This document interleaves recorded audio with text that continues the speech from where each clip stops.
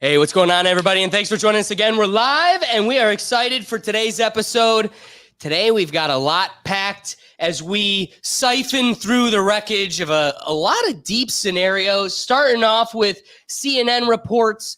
Analysis samples are indicating early spread of COVID originating in the Wuhan animal market. Oh, so convenient with that timing.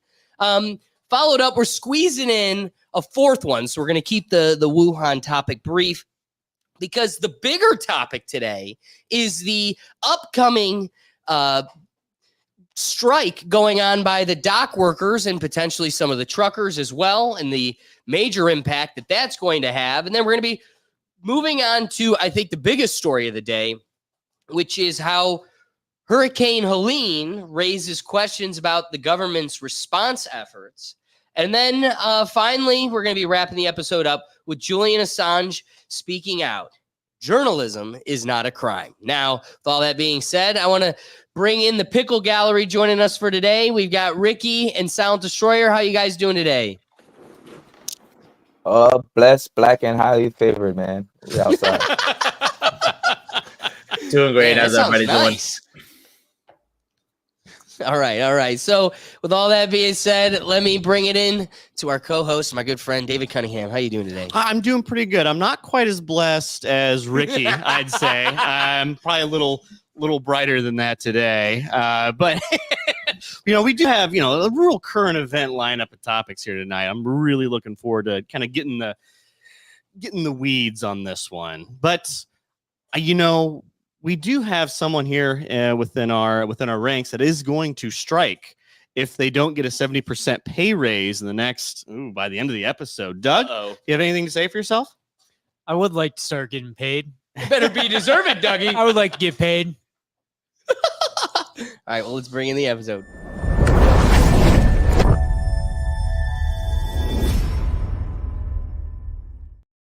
So like I said, starting off today's episode, we've got the CNN reports, and I just want to take a trip down memory lane, right? Because the truth is, what does the truth mean or matter without context and time, right? So if you can silence people, I mean, I want to avoid triggering algorithms with our show, but if you go on Twitter, there's been a few episodes I've seen like this week alone of like, do not forget. And it's like people, it looks like kidnapping videos of nurses grabbing people and strapping them down, giving them vaccines, like the whole thing. We are so, that was such an alternate universe.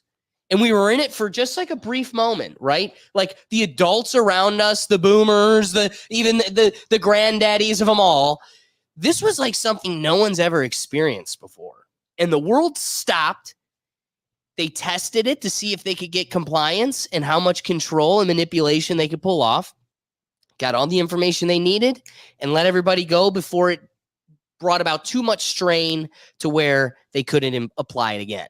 And it's amazing to me how much people have moved on and forgotten such an insane time. So first, let's kick off this conversation. CNN reporting the truth. Let's walk down Rand Paul grilling Fauci in 2021.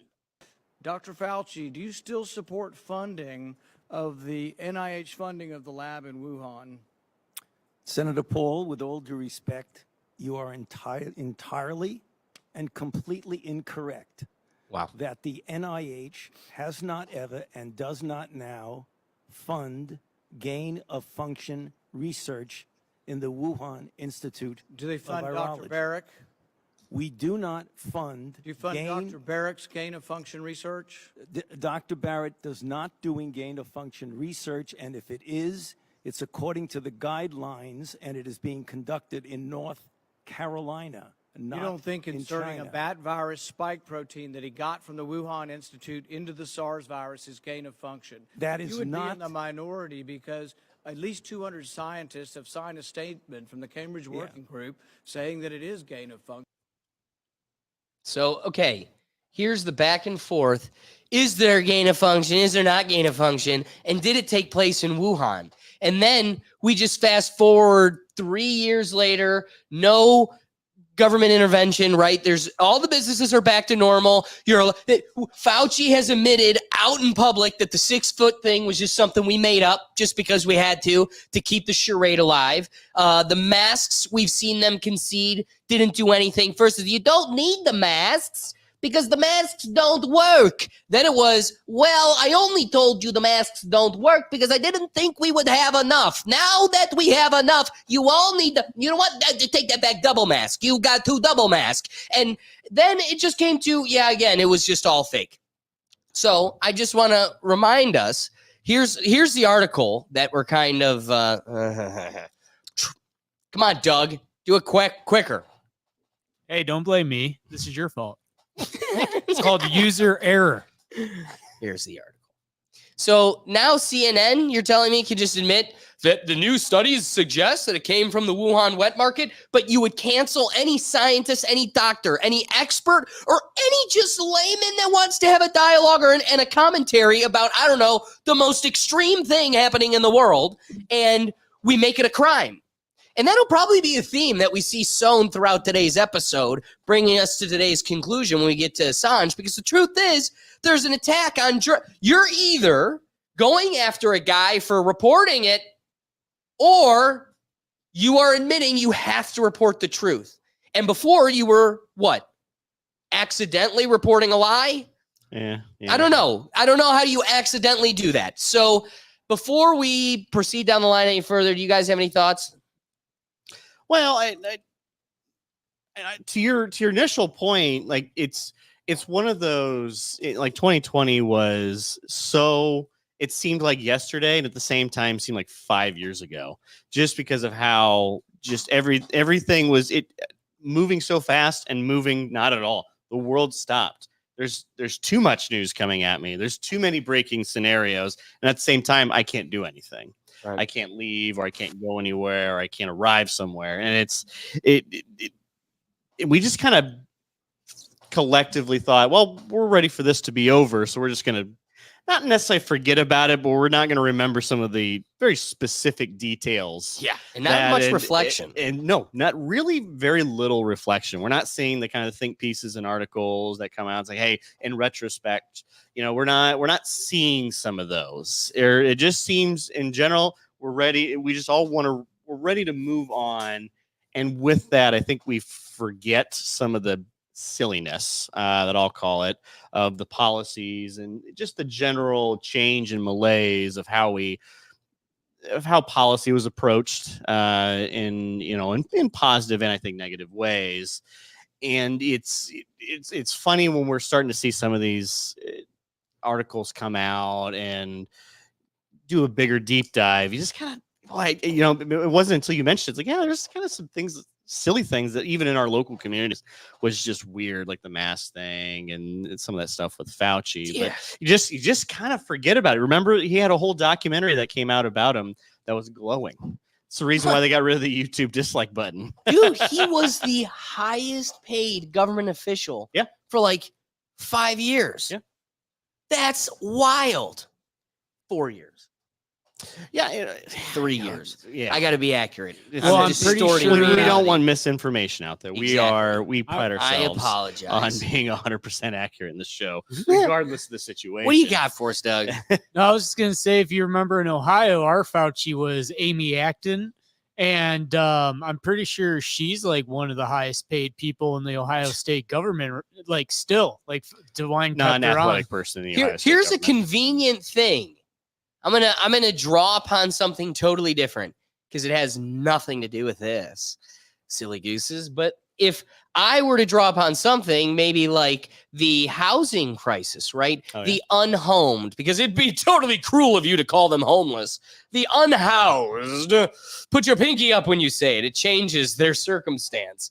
But the unhoused, we've put millions and millions of dollars into a California program to help the unhoused. What's convenient is when the workers take six-figure salaries to help solve people who don't have a roof. And it's like, so wait, what are people donating to? Your salary or like and then the real question is, do you have a motive to rid the streets of the unhoused? Because if that problem goes away, there's no need for your income. So it's kind of like if everybody isn't sick and afraid of their neighbor, I'm not the highest paid American anymore. I don't know, just convenient math. Or it's just like a power thing too. What I think some of these individuals, it's not necessarily like the money. The money's nice. I mean, don't get me wrong. Almost a $500,000 salary would be pretty cool right about now. But it's that power, it's that influence. You're getting documentaries made of you. You're getting all these articles. It's he was, to a certain subsect of people, he was a superhero. And he could do no wrong. Could say no wrong. It's they all had the religious that candles. Are incorrect. There was like St. Fauci candles, and like it was a wild time. But okay, keeping us grounded to the topic at hand, because Fauci is his own topic in and of himself. Reminding us of like CNN, right? So they have Dr. Sanjay Gupta come on the Joe Rogan Experience to try to, defend the narrative and fight the man who's popping horse dewormer. And so Dr. Sanjay Gupta comes on and has to have this scientific confrontation on whether or not we should have herd immunity versus vaccines and everything else. Yeah. And while, we're not going to walk down that memory lane, you can watch an episode of a layman comedian just school an expert in his craft. But let's also remind you something CNN followed up with. When Joe Rogan caught COVID and got rid of it in a day by being super healthy, taking the medicine he indicated worked for him, given to him by his experts, that didn't come from a veterinarian, as suggested by the news. Let's recall this moment, right? It turns out I got COVID. So we immediately threw the kitchen sink at it. All kinds of meds, monoclonal antibodies, ivermectin, Z-Pak. So we need to go through his whole medical chart here. What did they do? CNN and Joe Rogan talks about it all the time. You can find clips and everything else where they put a filter over him to make him look gray and sick. And it's like they didn't want him looking like the beacon of health as he's a day after COVID running through the park trail looking like Hercules. So what was something incredibly deceptive they did? They overlaid a filter over on top of him. Now, I also want everyone here to recall just a couple episodes ago, we did a segment on how Joe Rogan was suing MSNBC and CNN for cutting up his podcast talking about Tulsi Gabbard and manipulating it like he was talking about Kamala Harris and that he was supporting her. And so with all that being said, this is the deceptive track they have. And this was just a moment from the Colbert Report just this past week. Tweeted, I was like, this is crazy. I just want you to see it before I describe it. But it's the audience laughing at CNN being honest. Watch this. This is crazy. Twitter. What's that, bro? I'm trying to get to Twitter to stop loading. Oh, this is the government. They're attacking Twitter because of the Elon Musk thing. Guaranteed. Let's just call it that. Start from the beginning and go big screen because this is so preposterous. Trump's kind of been thrown on his heels by this, and he's not really sure how to go after Vice President Harris. He knew his attack lines on President Biden. He really has struggled with how to go after someone who's 20 years Adam younger Ray. than him, who is a different gender, a different race. It's kind of been this moment where he has not been able to coalesce around a single attack line. I know you guys are objective over there, that you just report the news as it is. I know. CNN makes it. I know. Is that supposed to be a laugh line? I wasn't supposed to be, but Trump has kind of been Bro. thrown off. Bro. How crazy is that? The audience is like, shut the fuck up. That is hilarious. They thought he was being a joker. They thought that was a joke. Yeah. That's how crazy this world has gotten. Where fucking CNN being unbiased is a joke to people in the audience. That's so crazy. Yeah. So what's amazing about that clip is Stephen Colbert is being genuine and honest, because you guys are just so honest there at CNN, and the whole crowd laughs. And they're like, she's like, was that supposed to be a laugh track? Did you like hit the sign for them to laugh? No, the instincts kicked in. Yeah.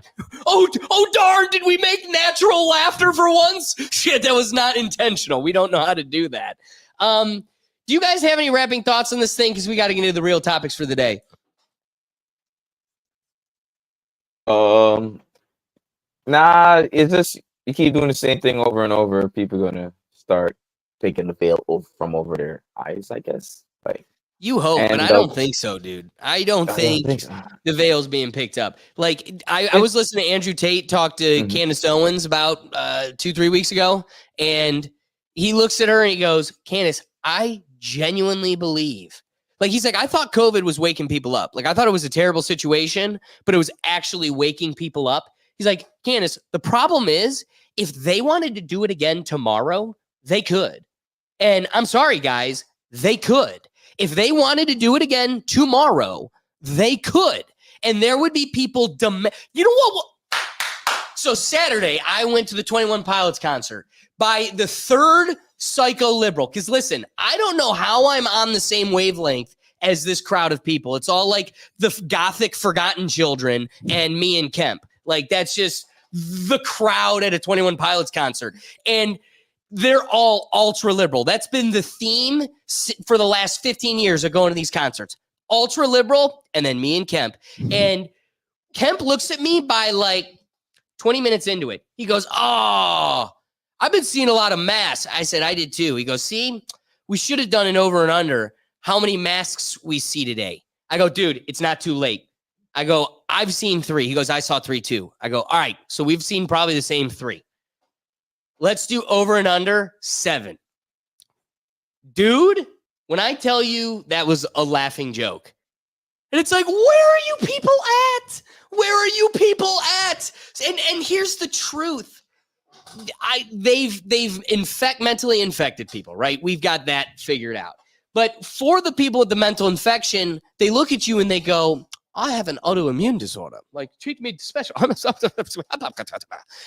My girlfriend through COVID had an autoimmune disorder. Didn't affect her in this way, like they make it out to be. And truthfully, if you need a mask to live in regular world because of your autoimmune disorder, why?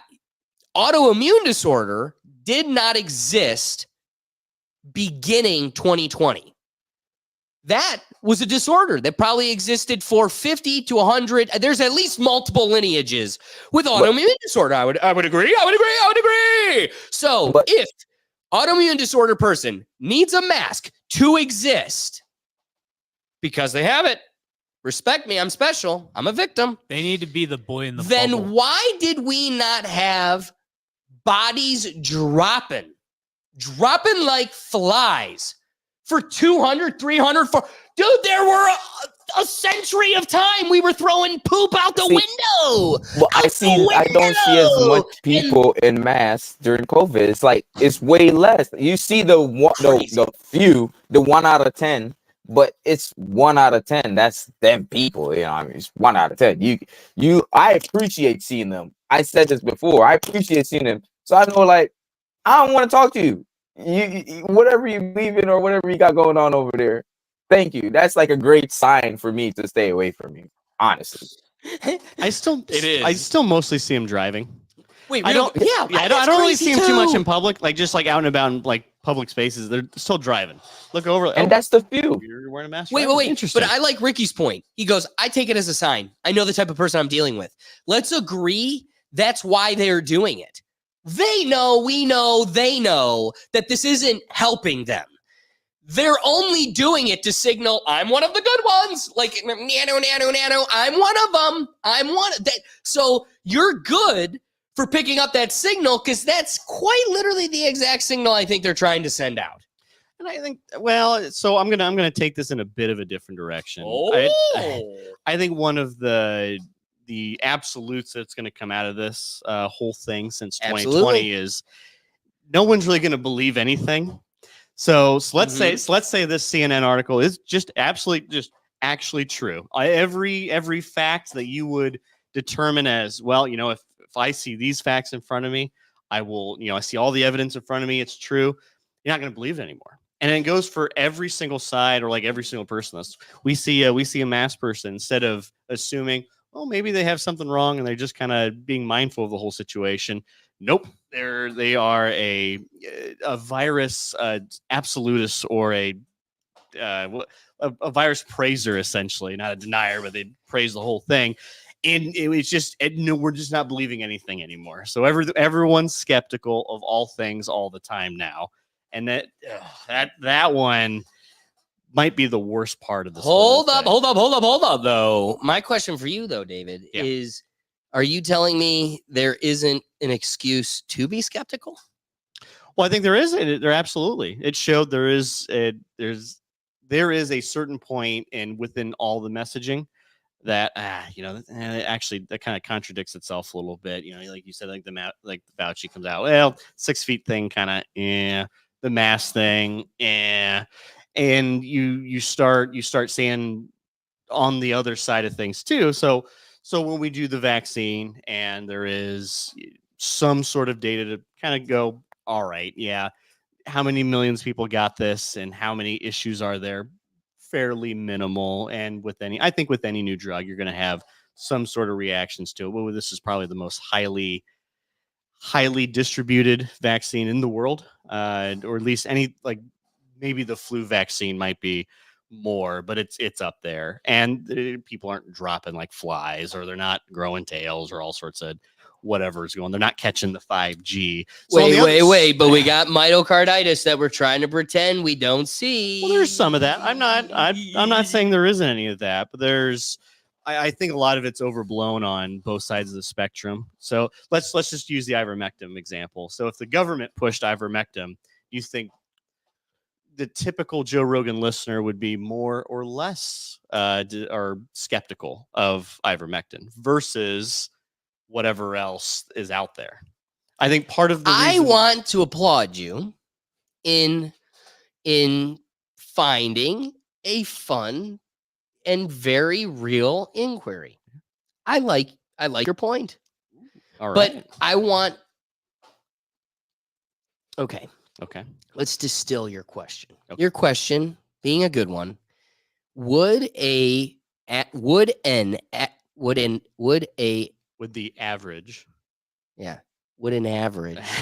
Joe Rogan listener choose to take ivermectin if it was the state that was suggesting it and not Joe Rogan? Are you saying and not Joe Rogan or with Joe Rogan? Because that changes things too. I think we're just going to distill even further, just the state. Right. We're just going to go the state. Yeah. But Joe Rogan's a player in this because they're his audience. So they're still going to look to him. So I'll say if he says it and the government says it, they'll do it, obviously. If the government says to take it and he doesn't, there's a strong chance a large number of them wouldn't. Now, why do I find this to be such a fun inquiry, and why did I want to really distill it like that?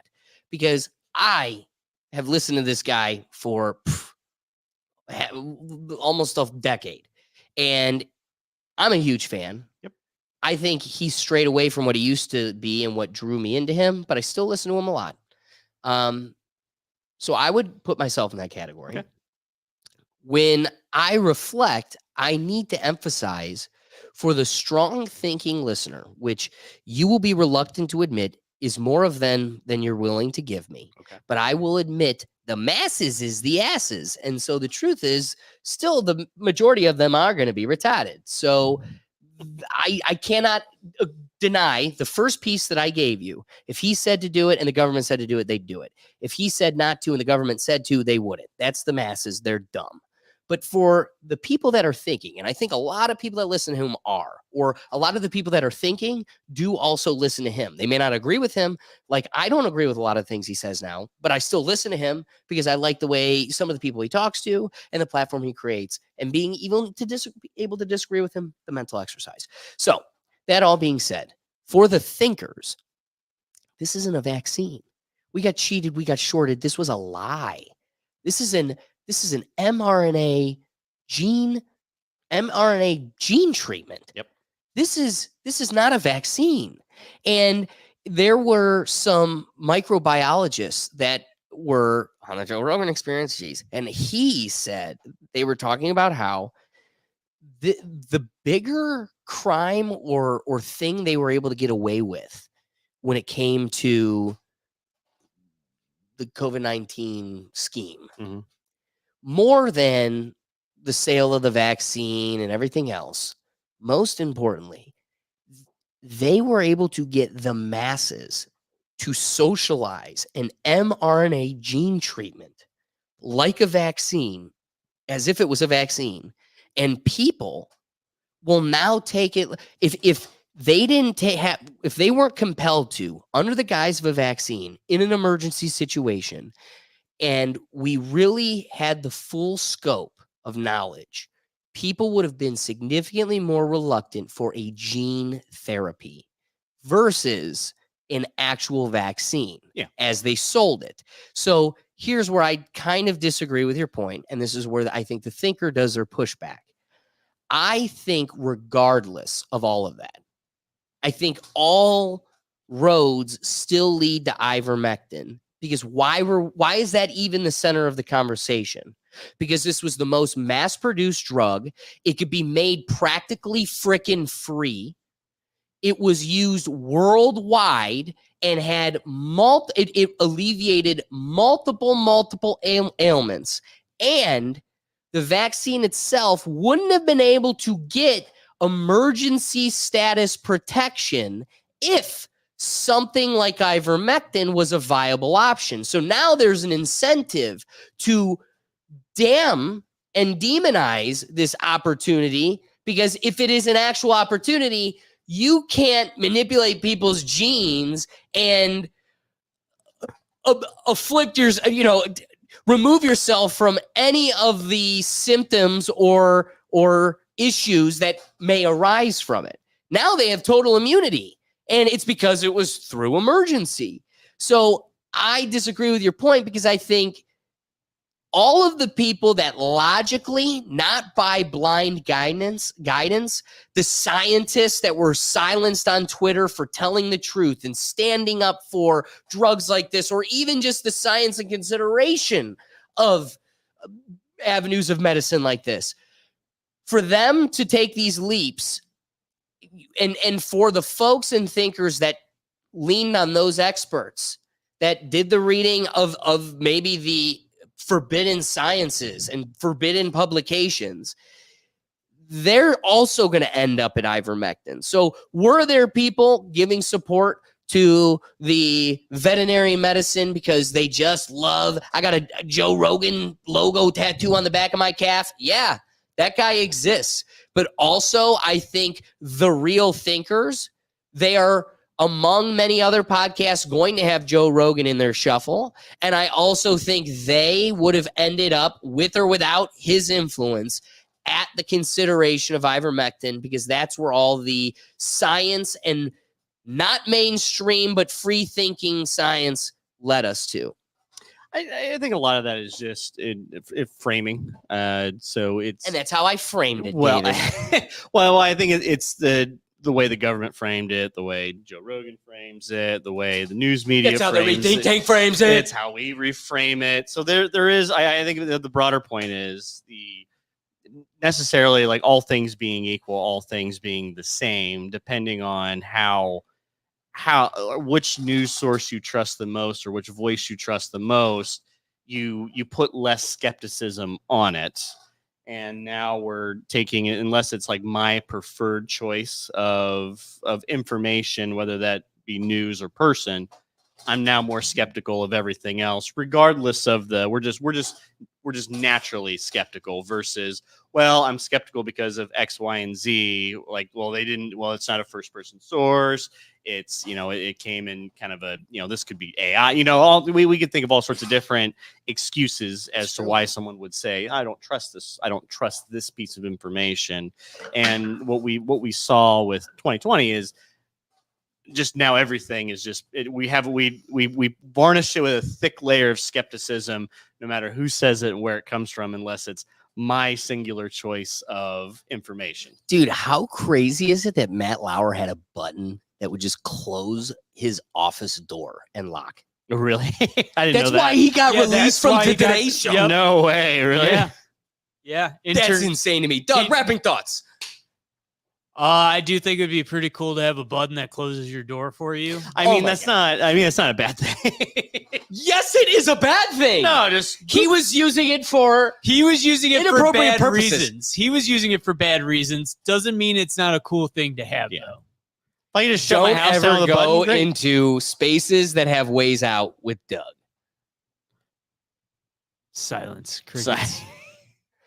All right, let's get into our second topic here.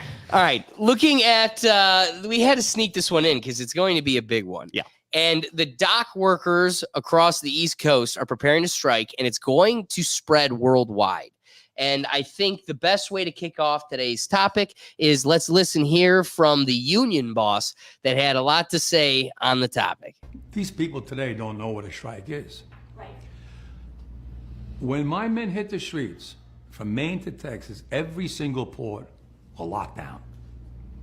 You know what's going to happen? I'll tell you. First week, be all over the news every night, boom, boom. Second week, guys who sell cars can't sell cars because the cars ain't coming in off the ships. They get laid off. Third week, malls start closing down. What an asshole this guy is. They can't get the goods from China. They can't sell clothes. They can't do this. Everything in the United States comes on a ship. They go out of business. Construction workers get laid off because the materials aren't coming in. The steel's not coming in. The lumber's not coming in. They lose their job. Everybody's hating the longshoremen now because now they realize how important our jobs are. Now I have the president screaming at me, I'm putting a Taft-Hartley on you. Go ahead. Taft-Hartley means I have to go back to work for 90 days. That's a cooling off period. Do you think when I go back for 90 days, those men are going to go to work on that pier? It's going to cost the companies money to pay their salaries. Well, they went from 30 moves an hour maybe to 8. They're going to be like this. Who's going to win here in the long run? You're better off sitting down and let's get a contract and let's move on with this world. And in today's world, I'll cripple you. I will cripple you, and you have no idea what that means. Nobody does. So here's what's interesting. All right, first, Doug, you had an interesting knee-jerk reaction. What were you Alex, saying? your mic. No, I said he's such an asshole. He's like taking pride in saying, oh, these people are going to lose their jobs and these people are going to not be able to buy what they need because we're going on strike. It's like, you shouldn't be happy you're about to ruin a lot of people's lives. You're a piece of shit. Well, I don't know if he was happy about it or being stern. He didn't exactly seem sad, though. Alex, your mic's off. Alex, mic.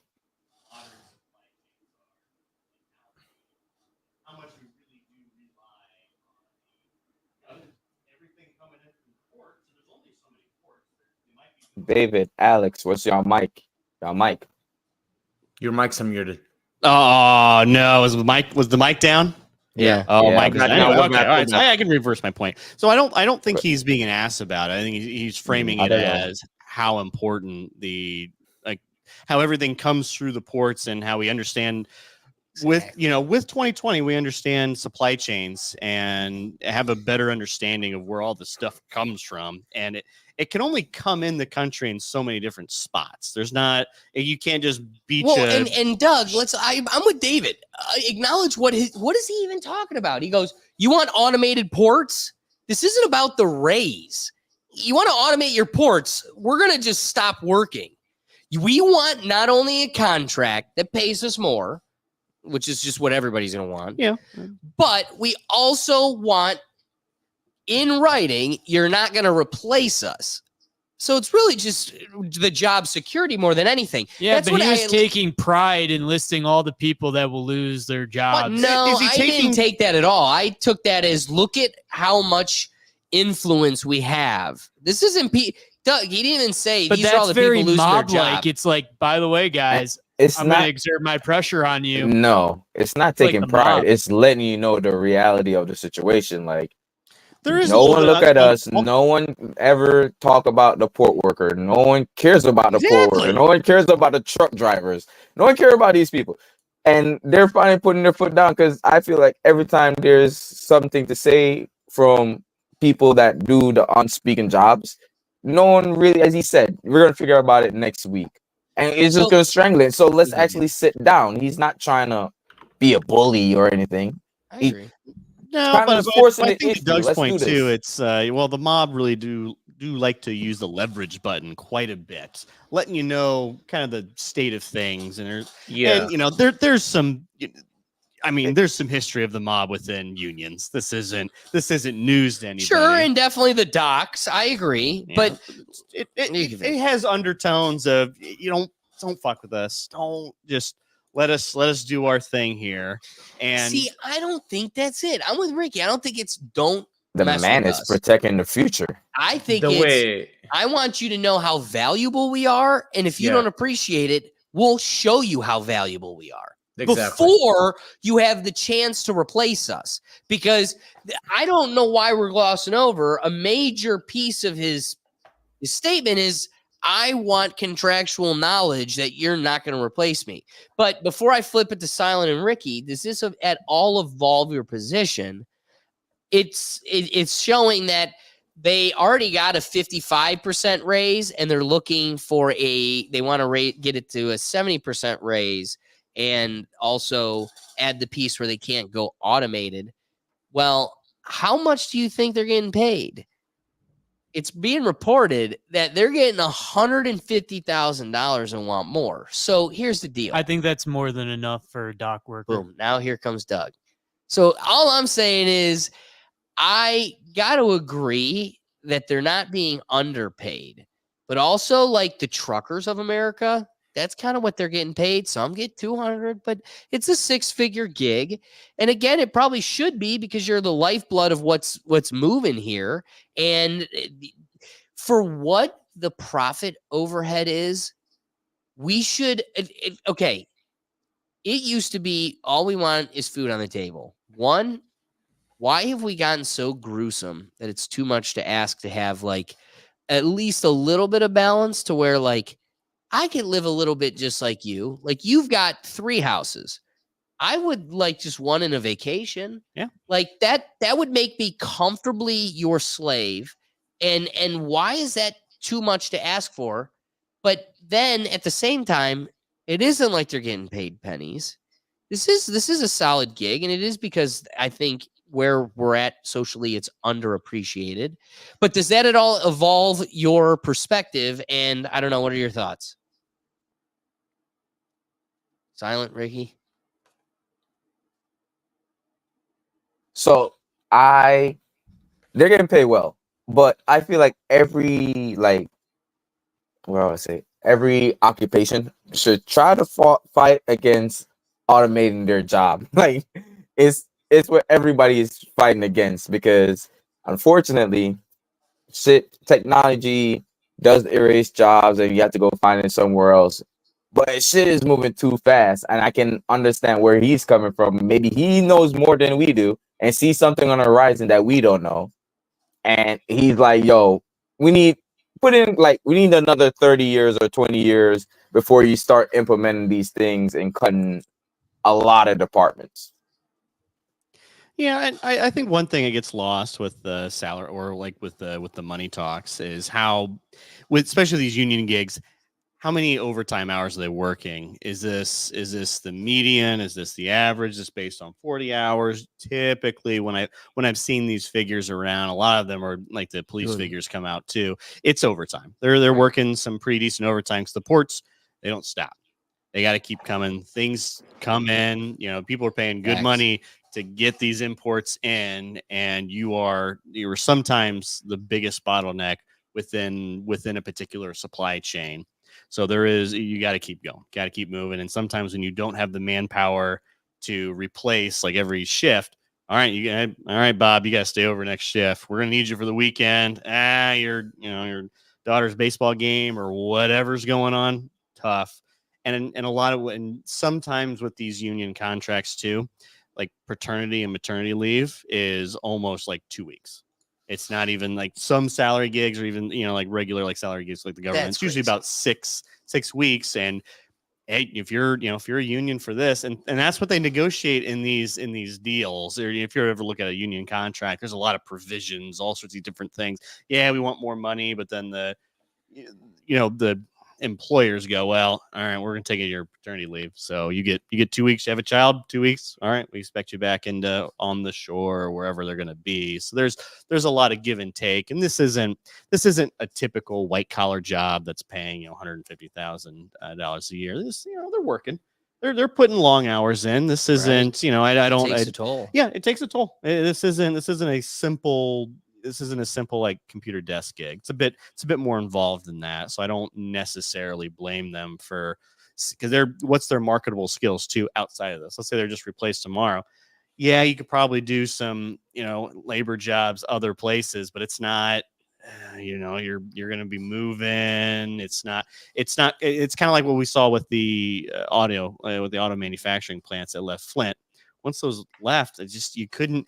I don't have marketing skills. I don't have, supply chain skills. I don't have this, that, or the other. So now I'm just kind of stuck. Right. What am I doing? Driving truck or doing something else that might not be quite as satisfying to me with my current skill set. That's what they're trying to protect. Well, let's ask the bigger philosophical question then. Do you preserve jobs that are, I don't want to say becoming extinct, but that's pretty much what they are, right? Like at some point. So here's what's crazy. I think it was 2016. I can't recall anymore, but Andrew Yang, what year was it that he was running for president? It was 2016. It was 2016. So in 2016, he was on Joe Rogan making the point that we need universal basic income, which if we need to walk down that road today, I will, but I'm against it and I will defend that point. But he was making the point of we need to have universal basic income because the trucking industry is like 60% of the country's employment. And like everybody makes that goes into that industry or something like 40%, something huge, like some huge major chunk. And all of those that take on the trade, most of them are like independent contractors. They get into like a position where they buy a truck, pay it off. Then they're like running their own semi. Then they can like buy more and lease them. And like these people really build huge lifestyles in this field. Yep. He goes, and that will be completely replaced when cars go automated and especially shipping. Like whether we go to drones or whatever the case may be, this is not a job that'll be around forever. So like the port worker, right? Like what are you fighting against? An automated port? Like what do we do when there is a society that no longer needs these jobs, however, is struggling to preserve them so people continue to have a role or a need in our society? Or how do you develop ways for them to have a different or new role in that society, right? Because it was totally offensive and cruel to make #learn to code when these industries were replacing the trade workers. And you were literally talking about Flint. This was it. And they were like looking at those people going, fine, hashtag learn to code. And it's like, how are you going to look at a 45-year-old man that's been screwing widgets for 25 years and you're going to be like, learn to code? That's how we're going to find a new role for you. So this poses the question, do you preserve dying industries for the sake of preserving roles? But then if your only role or value to my society is in a dying or old or trade that holds us back, then why do I find you, this is the utilitarian perspective, but like, why are you necessary or worth preserving? Maybe you either need to get with it or fall by the wayside. That's for the betterment of the people. Or is it for the betterment of the people to carry the dead weight? I don't know. Well, what makes this one particularly unique versus some of these other industries that are dying, like let's use the coal industry for an example. That's one that's dying. For what I understand, the amount of subsidies the government gives for these ports isn't quite as vast or as large or as significant as, let's say like a coal mining operation or some green energy and some high cost of living areas. This one, they're making good money. Or these ports are making quite a bit of money bringing them in, because I think there's regulated. It's a bit of a cartel. Because there's only so many of them, and you're not really going to be building too many more. That's why that one in Miami is so important, because it's an existing port and they just expanded it. So all of a sudden they're able to kind of make more hay with what they already had infrastructure wise. You're not putting another port anywhere else. So kind of what's there is there. And there's maybe one or two more every decade. That's it. Is he going to do it? He's going to do it. I can't resist. You know how like part of the major war going on in the Middle East and, that country we were going to try to avoid saying today. Yep.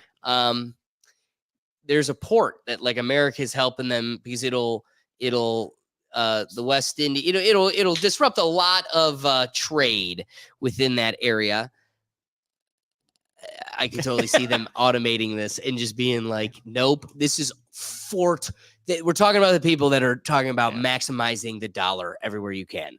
Like they are for sure going to automate that port. We'll see how important these ports really are in wartime. That's when you really know when efficiency is absolutely crucial. And we're there. And grab your popcorn. If that port becomes automated, and that's just the way of the future, and you're at a certain point stopping progress, you're always going to be on the losing side of it. Now, there's a different. Maybe this might just be a negotiation tactics. We've seen this a couple times. We asked for 70% more raise. Well, I'm actually really aiming for like 30% more, because if they remove it, everyone just feels better about it. So maybe they're saying we want zero automation. Exactly. When probably what they're shooting for is, hey, we'll allow progress to happen, but we need to maintain a certain percentage of these jobs that we currently have. You already gave me a raise, so I'm asking for more, and I want zero automation. And when you come to the table and go, we will give you no more money, but we'll ensure that we'll refrain from automation for 10 years. They're like, take it. Yeah. Or just secure. We have automation, but no job's going to be lost until the next round of thing. Okay. Right. That's probably what they're doing with this. Because I just don't see a world we're very capitalistic. So what's the answer to my philosophical question, damn it?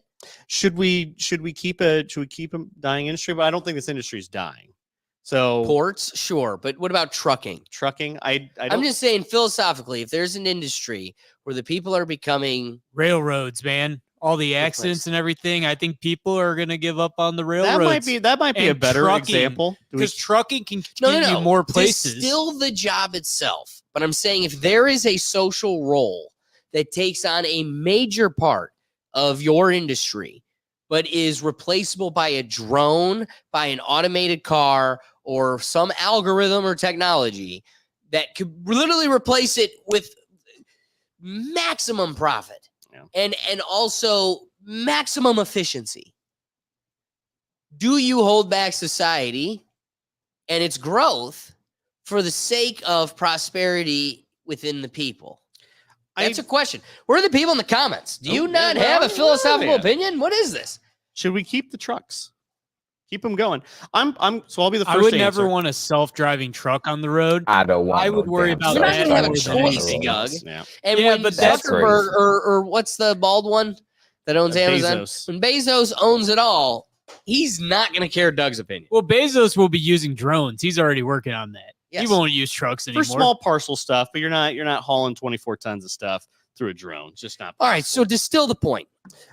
So I don't think you hold back. You don't hold back progress, because once you hold back progress, you're putting an artificial ceiling. You're essentially subsidizing a lifestyle that isn't sustainable. And over the long term, you're just not going to succeed, and you're not going to have a prosperous life.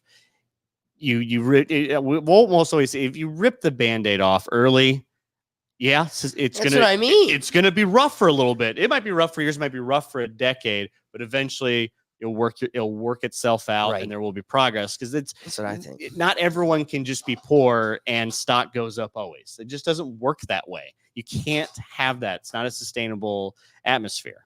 I agree. So yeah, I don't think you stop it. Do you put provisions in the way to, maybe ensure that there isn't going to be just total loss on day one? Possibly. I think there's probably creative policies you can do around that, but to just stop it completely or just to go whole hog on one way, probably, I don't think either of those are necessarily healthy in the short term, but probably not in the long term either as well. Yeah, I got to say, Silent, what are your thoughts on this whole thing? Wrap it up for us. I worked in a union environment at Ford Motor Company for 2 years, so I know how important unions can be for certain jobs. But in a lot of cases, I think, especially this union, I guess boss or CEO, he clearly has a lot of leverage and he knows it. And that's why, he's got that kind of mob boss sort of vibe going to him. And See, I'm the not whole crazy to say undertone that either. You got that vibe. I got that vibe too, right? But the thing is, that's how unions get stuff done, right? They always negotiate very harshly, right? And at the end of the day, eventually, most unions don't really get that good of a deals anyways, because just like you guys said, they ask for a 70% raise because they just want 30, but they publicly ask for 70 and then they just eventually go down to 30, and, Right. and that's kind of their style of negotiation. At least that's how it was in the auto industry, like the union that I was part of, Unifor, which is the union here in Canada. It used to be you all here, but Unifor took over in the early 2000s. And a lot of what unions do is they negotiate, like kind of like what David said, like packages, right?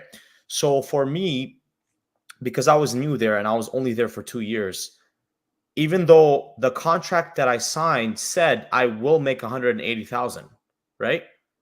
But what they don't tell you is you don't make that right away. You have to wait 10 or 12 years before you make that, right? Oh, jeez. And when you sign, it's only like $20 an hour, right? It's not that great pay compared to, our minimum wage here is $16. So you're only making $4 above minimum wage. It's like a good job 20 years ago, but nowadays it's not really that good of a job anymore, because like I said, these contracts, they increased on the top end, meaning if you've been there for a long time, you're going to get taken care of. But if you're new, just signing in, I don't know how it is at the port, but at least that's how it was at Ford. If you're new, just getting into the union and paying your dues, you're getting screwed. You're basically subsidizing the guys that have been there for 20 years, right? You're getting the shit out of the stick. They're paying you only $20 an hour. Whereas someone doing the exact same job that you're doing is getting paid 80 or 90 or 100 an hour, And that's where, in my opinion, the union fails to protect the new people that come in and pay the same dues, which is like $600 or $700 a month. By the way, That's Ford, definitely a right? hierarchy of it. So that's my whole take. Like the whole union thing is kind of good and it's kind of bad. It's good if you've been at the company for a very long time. It's bad if you're new and you're just joining. Because a lot of times, like I said, you don't really reap the rewards of those big contracts that the union sign unless you've been there like at least 10 years. And for most of these jobs, especially ports and especially, I assume it's the same for ports, but at least when I was at Ford, a lot of people quit very fast because these jobs are not easy to do. They're very mentally draining. You're doing the same thing over and over again for 12 hours straight, 6 days a week, sometimes even 7. There's mandatory overtime that because the government subsidizes these companies, you have to come in. You don't have a choice. It's mandatory overtime, right? And a lot of these unions know that if they don't give the union members this mandatory overtime, then next year the government's not going to give them a tax break, right? So there's a lot of that. There's a lot of that also being negotiated by the unions. So to sum it all up, I think a lot of these port jobs are very important, but eventually technology is just going to have to come over and take jobs. That's just how it is. Think of like telephone line operators, in the 20s and the 30s when they had to like manually hook, telephone lines and connect people manually, right? Technology erased all those jobs, and those jobs were a huge part of the economy, right? For like a decade or two. And now they're non-existent, right? But we, we prevail, like we move on fine. Eventually, technology allows us to take out these sort of jobs because, like I said, a lot of these jobs, nobody wants to do them, right? Right. That's the bigger piece here. Well, right? and like Elon Musk, man, he's automated a lot of his facility. Right. And at least like when I was at Ford, like I'll give you guys a perfect example. When I first got into Ford, my first week there was 35 people in my class, right? Like in my training class, training with me. After the first week, can you guys guess how many people stayed out of those 35? 12. 5. Ooh, Ricky's close. Wait, 10. how many were there total? 35 in my 10. training class. 7. Ricky was the closest. 3, and I'm one of them. 4. 4 people stayed. Wow. Oh, wow. Everybody else quit on the spot first week. They left. They're like, nope, not doing it. And there was 2 girls also in my training class. They twisted their wrist because the guns are so like torque heavy. It's like 20-30 pounds of torque. Oh yeah. So if you don't know how to catch the gun, you literally will spin your wrist and you'll be hurt like really badly. But that's what I mean, right? Like a lot of these jobs, the reason why they're getting automated is because these companies know it's only a matter of time before there's just not going to be enough students or desperate people to want to come in and do these jobs because they're shitty jobs. They just are. Like there's no sugarcoating it, It's not an easy job to do. And at least Ford company, like, and I'm sure the poor people know that eventually the robots are just going to come and take these jobs over. So until then, they're probably just going to keep giving these unions what they want because they know that right now these unions have leverage. But eventually, once robots become cheap, right? Once it becomes so much cost effective that they literally can just lay people off and bring in the robots. And I hate to say it, that's and this is coming from someone who was in the industry for 2 years. That's eventually what's going to happen. Right. And you have 2 options, right? You can either stay at the company for as long as you can. And usually, like I said, within 10 years, most of the time, the union will protect you. Even once the robots come in, you will still have a job guaranteed.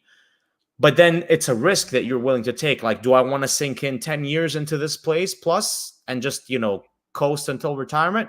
Or do I want to, pivot to something else like a new sector or a new industry or a new career?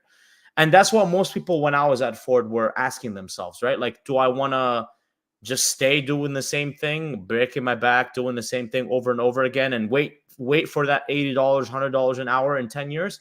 Or do I just want to completely pivot? And the answer is for most people is they just completely pivot.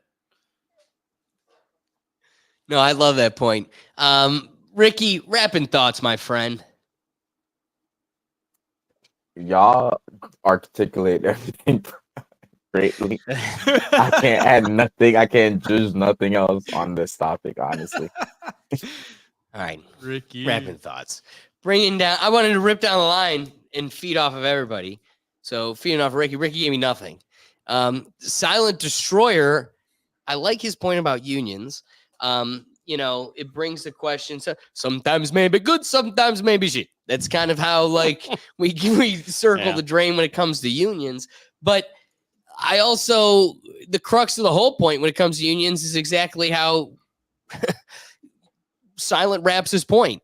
They have power insofar as they have leverage. And the second they have no value, they have no leverage, they then, again, here's the thing. You can exploit your leverage, but just know the second somebody's able to break away from that leverage, they're going to totally kick you to the curb.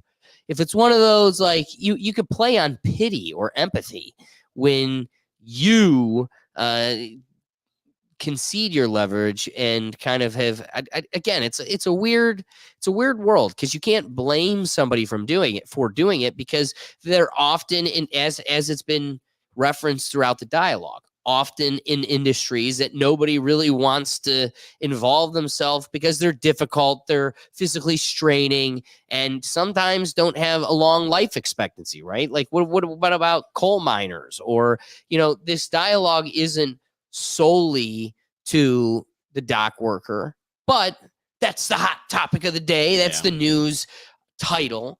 I like Doug just, it starts and stops with the mob boss is mean. The mob boss is mean. He's playing his card a little too hard, in my opinion. I guess, but to me, I just thought it was to me, that's not how I read it this morning. When it came out, breaking news, I'm watching, the mob bosses, the union leaders press conference, and truthfully, to me, it just read as a stern, this is the influence, and it's not just going to be America. You're going to be hurt worldwide because we're all one, and we're all in this together. And it's like, I think the starving guy in Cambodia is not getting the same benefit as your union, and I'd like to see how much alliance they share. David, I think you've raised some very cool points, and I can appreciate where you've taken it. I think we've avoided, though, the bigger topic of the news headline, which is, we could walk down the roads of like social morality, like, should we as a society, and we could have all the philosophical conversations and fun we want. But the truth lies in, this is happening. Right? Yeah. Like, this strike is happening. And something that wasn't addressed at all in our conversation is the impact the union boss says that's going to have on our country. Like, we are going to be starved. And in the first week, there will be, as Doug was triggered by, job losses and impacts. However, by the second week, by the third week, not only are we going to be hit, like, yeah, he acknowledges this is how it's going to be hurting us. But on the greater scale, and why this is such a huge negotiating piece with the powers that be, is because we'll make your world halt. Yeah. And like, that comes back to you and I. Like, send in the union busters. Like, we can have a philosophical conversation with how much we love or don't like unions. And the truth is, that's moot, because we aren't in the conversation. So we can have an opinion, and it really doesn't matter because we're not on either end of the negotiation. But how it does matter to us, how it does impact our life, is there's going to be this like starve out. Yeah. And you got to ask yourself, like, how's that going to impact us? What are we going to do? And again, this circles the same drain. Go look at some of our old segments, Rethink Solutions. Like, this circles the same drains of when the grid goes down, or if there's a zombie apocalypse, or all these survival scenarios. Like, this is a strand of the same head, and this can lead in a very dangerous place quick if they're able to hold out and starve the negotiation and scenario long enough. So that's the thing to be more concerned with, because it feels, and it's being reported as if this is really happening. And within the next week or two, we could be seeing its impact. So I think that's the bigger takeaway. Wrapping thoughts, David. Yeah, I think as one piece of the dialogue, we didn't bring too much into it. I think a lot of it's going to be a bit more kind of multinational, corporate based. I think the auto industry is probably going to be really affected by this. Yeah. A lot of that supply chain is structured by just in time, and there's a lot of raw materials that come in and out of those ports that are like, I need this to arrive, and with as very little time as possible to get on a truck and get over to me so I can make whatever I got to make, send it to my customer. We're going to see some, I mean, if they strike, we're going to see some of that. There's going to be some plant closures that just doesn't have it. And there's going to be some downstream effect. But what we saw with the railroad, if we remember the railroad strike, the government just didn't let it happen. Said, no, sorry, we're going to enforce National Security Act and you're not going to be able to do anything about it. So tough. If the government, how'd they get them to work?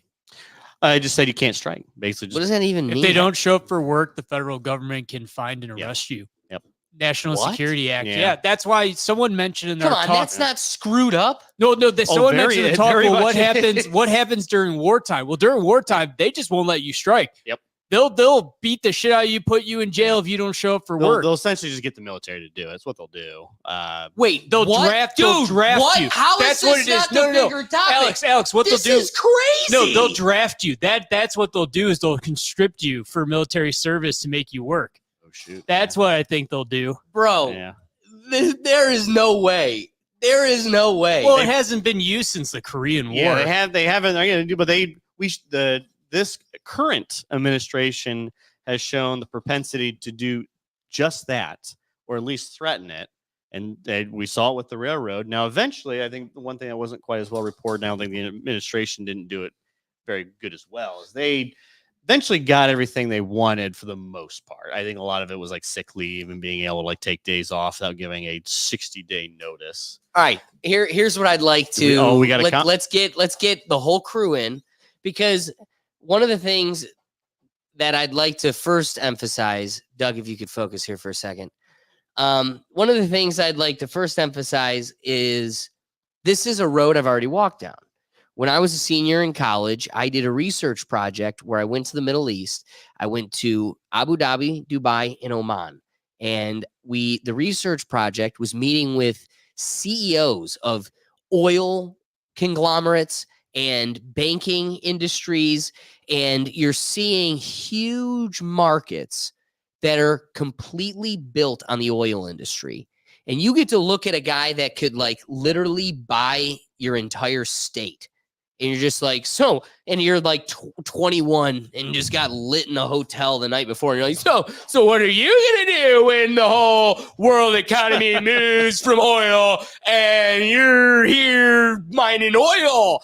And like the funny thing was the main thing they can ever lean on is tourism. And it's just like, that is not a 1-for-1 transition. Like if you're Indiana Jones, you are setting off the boulder. That doesn't equate. So you're looking at huge markets and industries, billion-dollar industries, and you're seeing there is no foresight. Billion-dollar men have no foresight of like in the next decade or two when that is null and void. Well, that's because they got OPEC. Truthfully, I don't think it will be. What, Doug? I said that's because they got OPEC, their own little cartel to protect their interests there. That's true. That's true. And that's an added piece to it too. Like, again, I don't think it really will. I think that's the American echo chamber that like, hey, we're going green. It's like, did you see all the windmills are just like ground hood ornaments anymore? Like they are just Getting a waste of blown space. down. So, but before we get too off subject, I really would like to parse apart this question posed by the Thinker One, which I think the person has found their space here at the Rethink Tank. But the question reads, what is the meaning of life and how should humanity navigate the ethical dilemma posed by advancements in technology, inequality, and environmental degradation to create a sustainable future for all? So, great question. Very thorough. This might be the best question we've ever received. Damn. I would agree.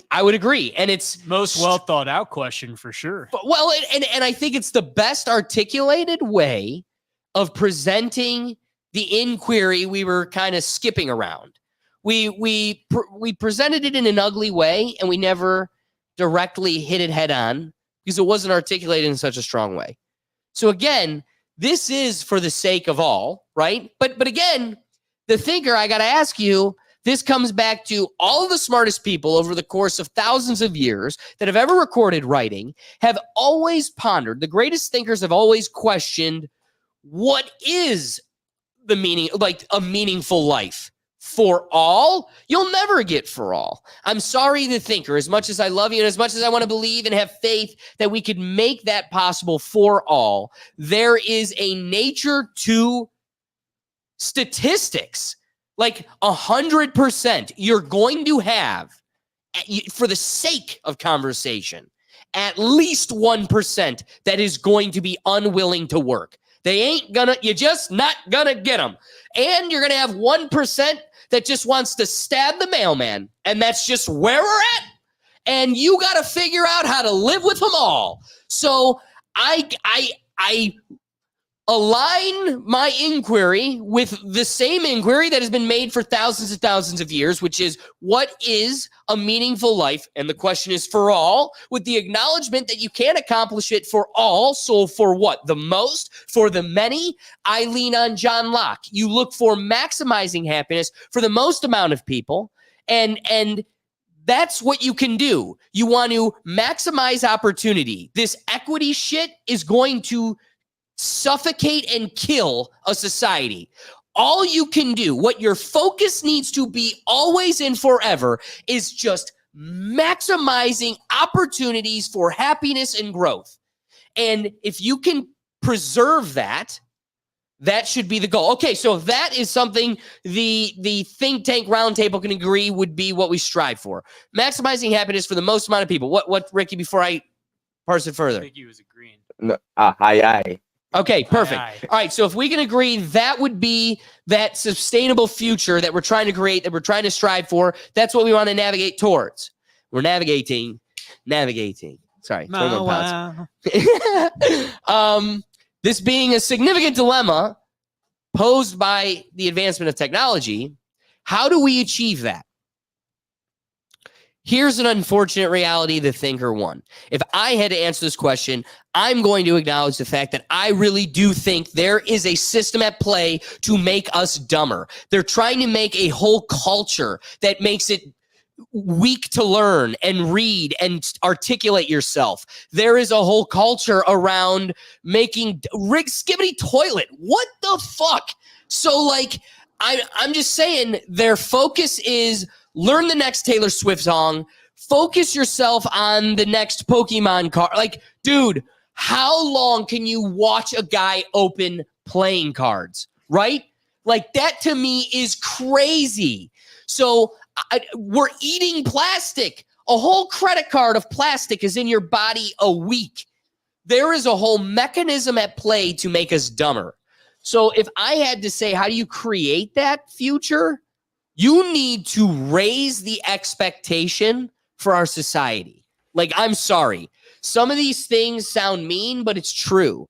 Like, having a strong dialect and a unified dialect is important.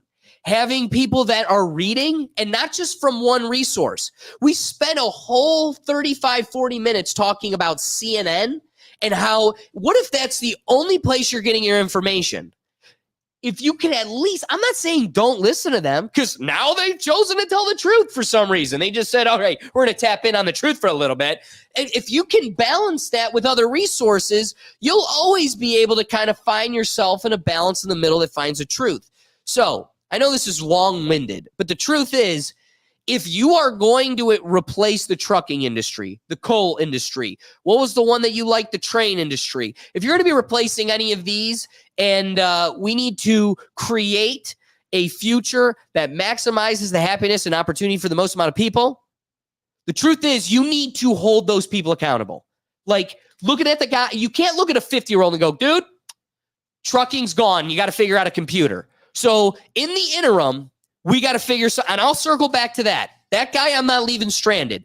But my first focus is going to be for the future. How do we create that for the future? That's the thinker's point. And I'm going to say you need to be starting to look at your youth, and you need to start looking at your academic force and saying, I'm holding you accountable. Like, if you choose to get a gender study degree and nobody wants to pay you for it, I am not carrying you to the finish line. Looks like you don't have dinner on your plate.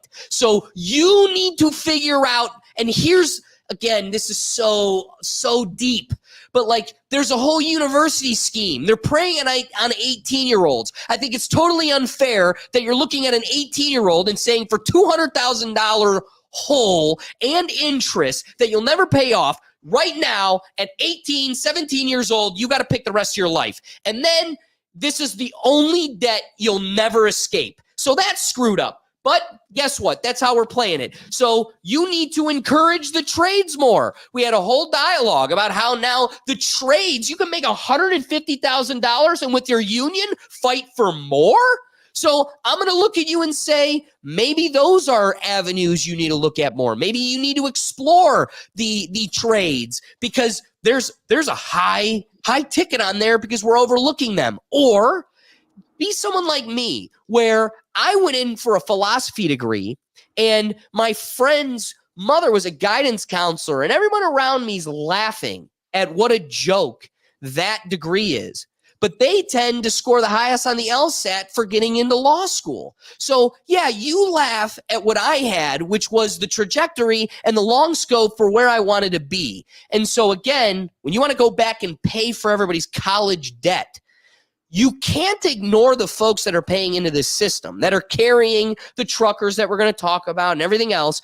You can't replace the debt for the gender study person that has no money and not the person that paid off their debt.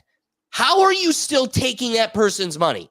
That's insane to me. So yes, we're preying on children. It's a whole messed up scheme. And so again, the thinker, if you're seeing my point here, there's so many things that need to be addressed. This isn't a blanket fix, but it starts with attacking the youth to create this new future of accountability where they're in trades and professional avenues that are catered to the future. You know, there's going to be people writing those algorithms for the AI, or they're going to be creating new tools that will plug into ChatGPT and use the AI.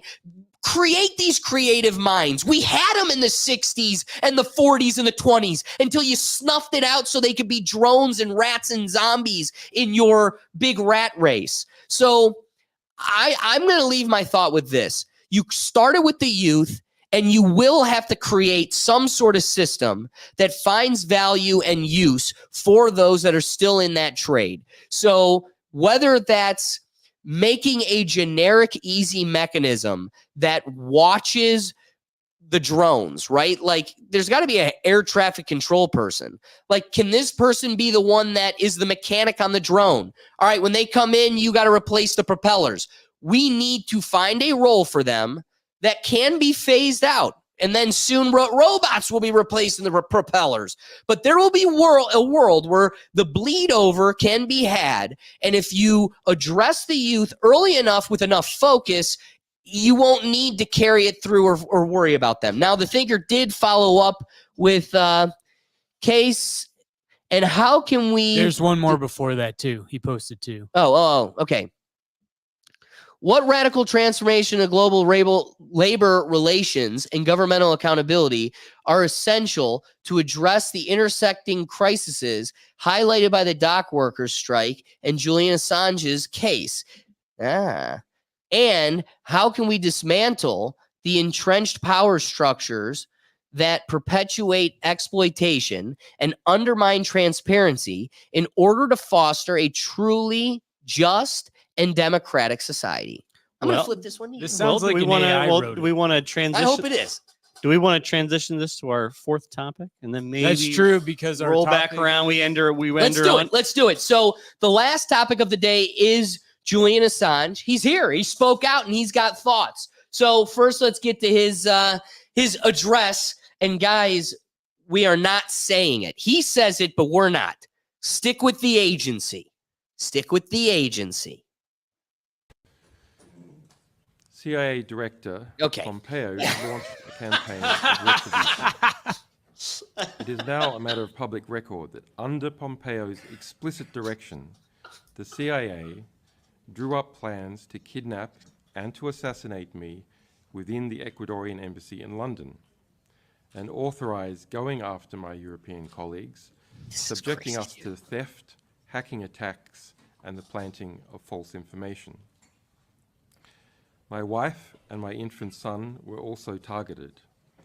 A CIA asset was permanently assigned to track my wife, and instructions were given to obtain DNA from my 6-month-old son's nappy. This is the testimony of more than 30 current and former US intelligence officials speaking to the US press, which has been additionally corroborated by records seized in a prosecution brought against some of the CIA agents involved. The CIA's targeting of myself, my family, and my associates through aggressive go ahead and count these, extrajudicial, just so you know later. extraterritorial means provides a rare insight into how powerful intelligence organizations engage in transnational repression. Such repressions are not unique. What is unique is that we know so much about this one due to numerous whistleblowers and to judicial investigations in Spain. Okay, and he wraps up the point very strongly here. The fundamental issue is simple. Journalists should not be prosecuted for doing their jobs. Journalism is not a crime. It is a pillar of a free and informed society. Yeah. No, Why is I that agree. a radical thought? Like, how crazy is that a guy has to be out here fighting for that? And in fact, his baby was being hunted for that. His family was being hunted for that. He had to go hide in an embassy, and they were the agency was trying to get him within the embassy. He was hiding in another country before he was imprisoned and then extradited and then tortured and imprisoned, and all for what? Knowledge is power, and he gave the power to who? The people. The people. The people. And that, okay, and if you let them hang him in the town square, you must hang them in the town square. You're missing one phase of this, says Random Gain Dude. The in-between state of humanity and robotics. We might be in the state of the cyborg. Those that will be able to purchase, cybernetic. What is that? Cybernetic. cybernetic. Oh, is there a cybernetic augmentation to enhance their QOL? What's that? Quality of life. Ah, there we go. And in some cases, extend their lives beyond the average human lifespan of time. So, one, how crazy is it that elites would rather live forever as a memory in a computer, right? Like they're like, I'll just download my whole consciousness. Yeah, No. consciousness on a computer. Cyborg is like, I know this is different. This is different. We're saying something else. Stop. But he's saying, people extend their life, becoming part cyborg. I'm saying take that to the most extreme, and there's people currently trying to develop ways to download their consciousness into a computer. Yeah, how insane is that? Would you really want that? Like, to me, that just seems okay. But before we get lost in the cyborg piece, because we got to keep this thing tethered. Julian Assange, okay, they're literally coming for your life. They've tortured you. They've strung you through a long period of pain. And it's because knowledge is power, and you pass that power to the people. That should really mobilize and awaken the people. What are your guys' thoughts on the Julian Assange thing first, as we kind of develop the thing? Ricky. It's great that journalists should be protected because they bring the information, they do the investigations, fact check, and everything. I don't believe I don't believe television journalists like the CNNs and the Fox, but like when I go to an article and read the article, I expect nothing but truth from the article. Like, especially if it's from someone readable, or like y'all send me something, I trust it because you guys put it in a group chat or something. You know what I mean? So I believe like we need journalists for the truth. We need them to investigate. We need them to have whistleblowers come to them so they can tell what's going on in society and what big corporation or government is hiding from us. So I don't feel like they should be hunted and be put on a hit list, bro, by the agency or no one else. Fair, Silent. What are your thoughts? The difference between a dictatorship and a free country is how they treat their journalists. It's literally that simple. Yeah, wow. Like you said, Holy cow, is that a powerful point? Knowledge is power, right? Like I've been to many countries where if you type certain things on the internet, you will die. You will literally die. You will get shot, you know? So that's the difference between like a free country and a dictatorship. And if we are doing this to Assange in a free country, then how much longer until we also type certain things on Facebook and we get in trouble or die for it? Well, how about that? I love you bringing that up because we're seeing it happen in real time and people choose to ignore it. Do you guys remember the guy that shared a meme of like a fake Hillary Clinton rally, and it was clearly satire. Like, it was a phony location and all this stuff. And he was prosecuted by the Clinton Foundation, some representatives of the Clinton family, because they said it was election interference because it could have, they have no evidence that it did, but could have persuaded voters to go to a phony or faux location. Oh, yeah. I think there's a thin line between, there is probably a little bit of intent to kind of misguide people, even in a satire way. I think there's a thin line, especially when it comes into elections. So I think we can both sit here and agree and go, we want elections to be as secure and shored up as possible. And there's probably some uncomfortable conversations we need to have about election interference and how that's a bit more of a gradient line than I think we want to paint.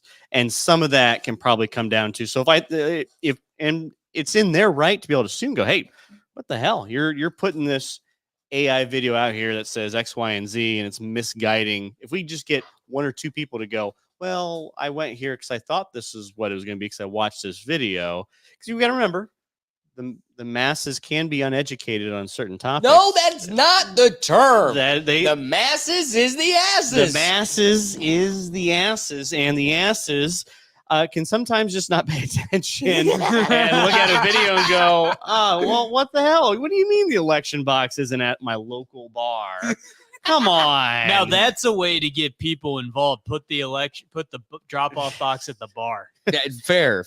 You got to debate your points before you actually vote them in there. That'd be a good time. However, bringing it back to, I think there is something to be said about really making sure that the government, or at least the campaign's able to acknowledge that someone is doing election interference and putting out misinformation. So I think of all the rights that we do have, being able to vote and being able to have that singular voice equal amongst everyone is pretty important. And the less we can have interfere with that, the better. But having said that, I fully acknowledge that there is absolutely a slippery slope that can come with that, where, oh, well, just everything's election interference if it isn't strictly from the campaign itself.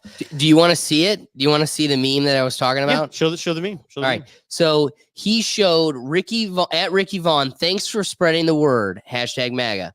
I'm with her. #vote Hillary from home. Save time and avoid the line. Because again, we don't want to have a real conversation about how they're trying to hijack a third election in a row with mail-in ballots. I mean, the amount of people that just boldly speak about how they'll grab it's in my own family. Grab ballots, and I'm gonna, because I'm with her. Yeah. I'm with her. So vote from home. Text Hillary to this phone number, and we'll make history together.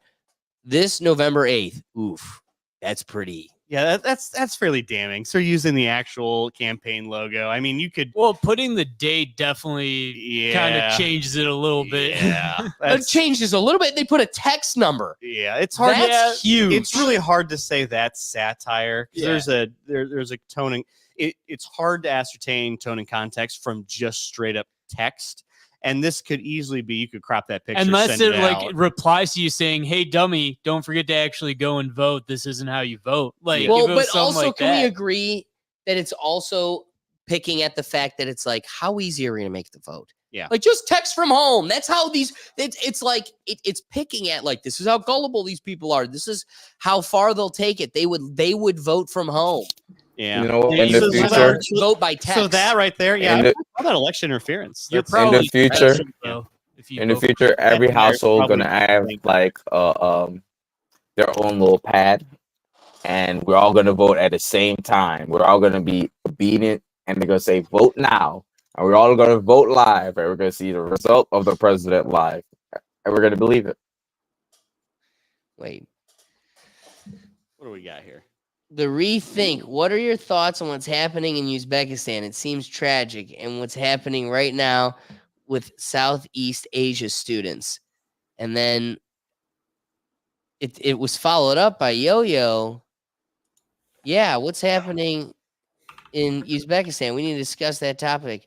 Many students are treated bad in Uzbekistan. I don't know. Can you guys give us an inside lane on that? Yeah, I'm curious. give us a. I really don't know much about it. And then we've also just got Skibbity. Yeah, I'm not sure. Skibbity. I'm not sure what's going on in Uzbekistan. I haven't heard Skibbity it. ba ba ba ba ba ba ba. Okay. With the Julian Assange thing, here's the scary part. That dude will never be able to feel safe. Nope. Like he is going to be afraid for his life for the rest of his life. Yep. His head is on a swivel the whole time. That's true. It's just no way to live. Yeah. Right. No way to And live. Yeah. that's crazy to me. I guess we could kind of close that out and get to our biggest topic of the night. Silent, do you have any wrapping thoughts when it comes to, I guess, wait, hold on. Let's bring it back to if we still got him. I hope you're still there, the thinker. We didn't forget about you. But, you know, he brought the full question, double comment. That's how deep it was. And it really boils down to how do we address the radical transformation that is essential to dismantle the entrenched power struggle we got going on here, or the, structure within our system. I think I've kind of flushed out my position on it. I think the real answer is education. And I really dislike that most of the deep conversations we have in this room lead to stronger education. But truthfully, like, that's perspective. Like, you are only going to get closer to the truth the more you put yourself in uncomfortable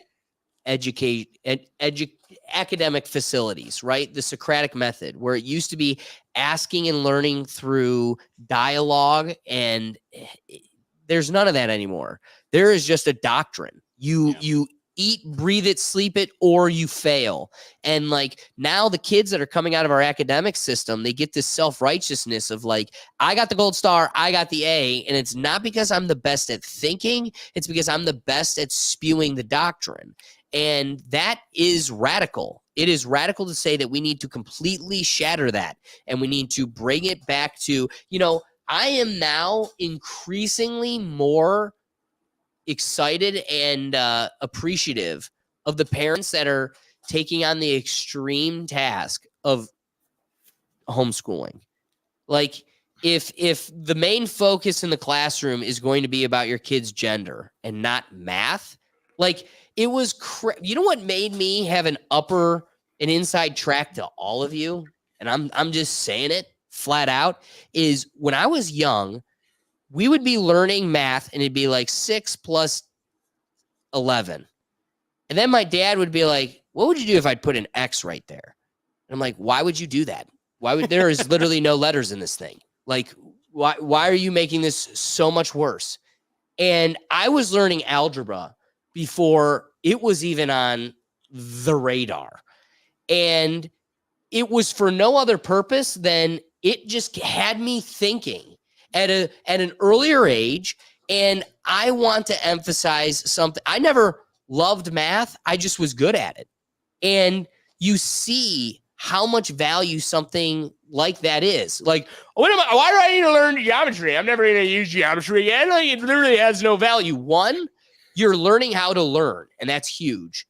But two, you don't see the real world application until you're in management of an office full of people in a building that's full of asbestos and breaking down. And there is a tragedy and a fire every day. And you need to think outside the box. Okay, we've got this social issue with these 2 employees. We've got the courtroom isn't working because the tech isn't bringing the audio through. And we've got a pipe bursting in the basement. And you got to figure out how to get us to the finish line without a lawsuit and keeping your job tomorrow and still proving your value. And you'd be amazed how much it really does evolve your ability to, or it had an impact on me personally. I'll just speak for myself, how much it affected my ability to think in any logical sense, like just making logical equations in my head. That's what is going to be, I think, the radical change necessary to dismantle the entrenched power dynamic by, this technology issue and the encroachment with censorship and the power struggle with the state. I don't know. Silent, what are your thoughts? Do you have an answer to this great comment and question? Yeah, I'm gonna build off of exactly what you're saying. It's education, plain and simple, because again, knowledge is power, and the more you know, the more leverage you have. The more leverage you have, the more things you can get done, right? Just like with the union guys. They're going to get that contract probably eventually because they have a lot of leverage. And the way you gain that leverage is with the knowledge, right? And so... Dude, you see behind the veil so much easier. The moment you are equipped with the tools to pull it back. Mm-hmm. Exactly.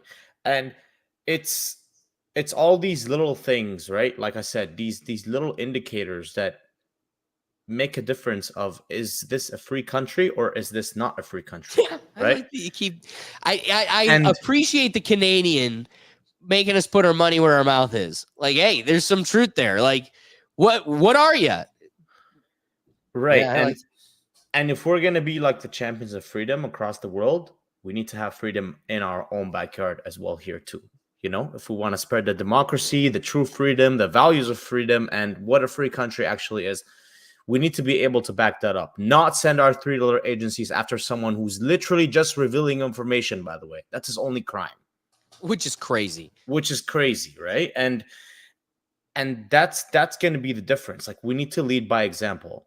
We can't be shitting on Iraq and Syria and then we're doing just as bad as them, if not worse. It's like, come on, guys, you got to pick and choose. If you want to shit on them, then we need to lead by example and show them how to do it properly. No, you're so right. Ricky, what are your rapping thoughts? The more you know. The more you know, the better off it is for you, your family, society, and you won't be a sheep and herd. Like, you'd be able to think for yourself. It's better off if you know what to think for yourself instead of being aligned with everyone else. No, you're 100% right. And I think, unfortunately, the audience or maybe even the thinker themselves might be dissatisfied with the answer because it's so, one-off. It's so general. It's like, well, I want some meat on the bone. And I think also with such a strong presentation of the question, it really is calling for like, shouldn't we all grab arms? Like, isn't this our call? Like, we need to push back. They're encroaching on with their power and it's becoming, suffocating. But I don't think that really is the answer. I don't think that's going to give us the result we need. And all it would do is it could end up in the same place. It could. I really don't think it would. But what it would definitely do is if it even did end up in the same prosperous place we're striving for, I think it's definitely going to result in tenfold more casualties. So the question is, at what cost are you trying to do this to? If you could accomplish us avoiding a George Orwellian future by equipping the society with the tools to avoid it before it happens. I mean, again, here's the truth. It comes back to the frog metaphor. If you got a frog in a boiling pot of water, if you throw them in a boiling pot of water, they're going to jump out immediately. But if you put them in a cool pot of water and it slowly turns to boiling, cold-blooded animal. It's going to be boiling and dead before it realizes it's in boiling water. That's what we're experiencing, right? It's this slow burn. Well, and we're in it. We're no longer in the cold water. It's slowly heating up. And hopefully you guys recognize that we're leading towards boiling, that they're going to have Big Brother. But if we can equip us with the tools quick enough and effectively enough, we can have people recognize that the water's turning boiling before it does and jump out. That's kind of where I'm at. That's why I'm so confident in education, because fighting isn't going to be the answer. You're not going to get enough people to do it, and I just don't. It'll result. We are going to war with the state. Like, they will go nuclear before they lose. And so even if all of the people that make up their mechanism of protection and defense, they still have the toys. Like, even if all of those people are us and they really won't be able to exploit it because they'll turn and be on our side, they still have the toys. And so even if it's the last man, you've got old man Biden there in the White House. Like, I'm pushing the button. Like, it's going to happen. So I think this is the safest way to effectively do it in a manner that doesn't result in us all being evaporated. What are your rapid thoughts? Well, to answer that question, I'll agree with some of you guys here on, education's important. I believe censorship's really important. I go back to like Fahrenheit 491 or whatever. 451. 451. Where understand takes place in Cleveland during the movie. Oh, really? Yeah, it is. We're understanding like the knowledge is power argument, but not suppressing that knowledge and not throwing it away. I don't think we're in a scenario right now where we're necessarily suppressing knowledge that's available. You can go out, you can go find it. What we're doing now is we're listening. We're choosing to listen to sources, and wait until we get to this hurricane topic. We're choosing to listen to scenarios that are like 100, like we believe to be 100% true. But in the spirit of the question here, what are we doing to get rid of entrenched power dynamics? You got to democratize the influence and power amongst the people, and that's not necessarily. So you mean skipping a primary wouldn't probably do that effectively? Probably not. No, that's not where I would go with that. Because you're just gonna have people who are leaders. You're gonna have people that are just naturally just not leaders. I don't even want to call them followers. I'm not gonna lead. I'm just gonna do my own thing. I'm gonna do whatever. You got to give those people the freedom to be able to go do it. But there is a sense. When we found the country, a lot of it was democracy rule with minority rights enshrined. So we got to be able to protect those you got to be able to protect the minority of voters and enshrine their rights. Hey, do we want to make Tennessee's flag blue or yellow? Well, okay, that's up for a vote, but we're going to have a flag and you're going to be a Tennessean no matter what. That's what we need to enshrine. And part of that is with the checks and balances within the current government structure that we have.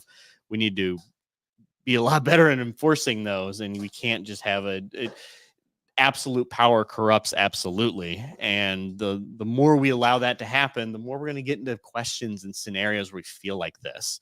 We need to be able to hold those in a power accountable, because that is part of our checks and balances. Because there's just no way we're going to keep this cycle going until we break that cycle.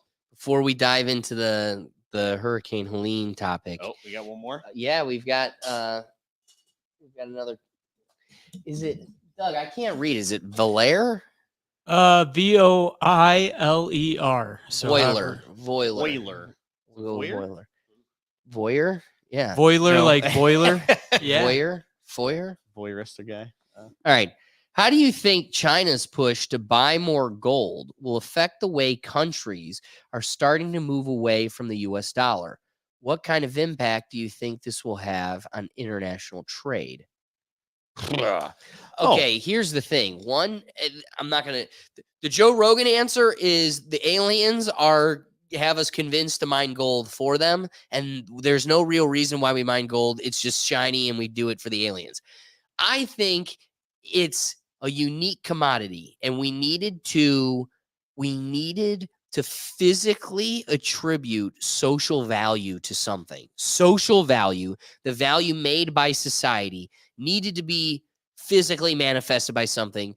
Prior to dollars and paper, it was gold. And gold has an added value. It doesn't really bring scientific value. There's not really any use for it beyond it's rare and it's unique. And you can't replicate it, and it's very difficult to mine, find, and it's one of a kind. So I like this question because it's on balance with a whole nother conversation, which is why is China, America, and all these other powers making such a huge push in the other direction for crypto, and why is China making a move like that while also in tandem making this gold move? I think the gold move is because the gold standard is never going to go like the relationship with gold. Sorry, that's a inappropriate phrase to use in this circumstance. Our relationship with gold is never going to change. We're always we are drawn to it like birds. So again, to the Joe Rogan thing, there's something natural to us just pawning over it. But at the same time, it's extremely rare. And you can't manufacture replication. So those that have it, and those that don't. And so because of that, it's always going to have this trade value. So while you can invest economies and, potential futures in crypto and other industries, the gold industry, while it may ebb and flow, it will remain. And I think that's why you're going to see a push there innately, probably for the dawn of time, whether it's China, India, America, Mexico. Like, people are going to stay within that trade because I think that trade is never going to lose its innate value. How valuable it is will always change, but it will always find some value. Like, here's I'm trying to think of an example of something that was like super rare then incredibly plentiful. Like, there's plenty of examples of stuff like where it's like these things used to be a high commodity, but now we've found a way to replicate. Like,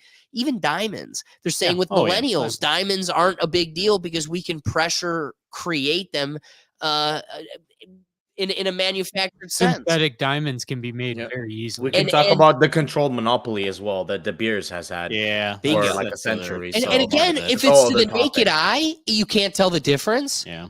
Right? Or but you can make faux gold that to the naked eye makes no difference.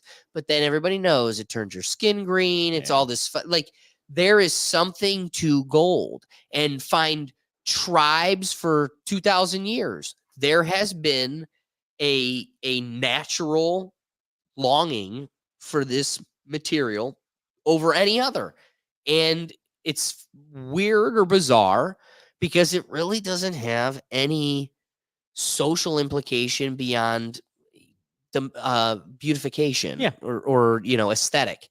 So I don't know. Would you hit this question? Oh, so I think this move by China is more so to legitimize their currency, not so much to go on their own gold standard. Because you can't some issues. You can't put the fiat currency genie back in the bottle.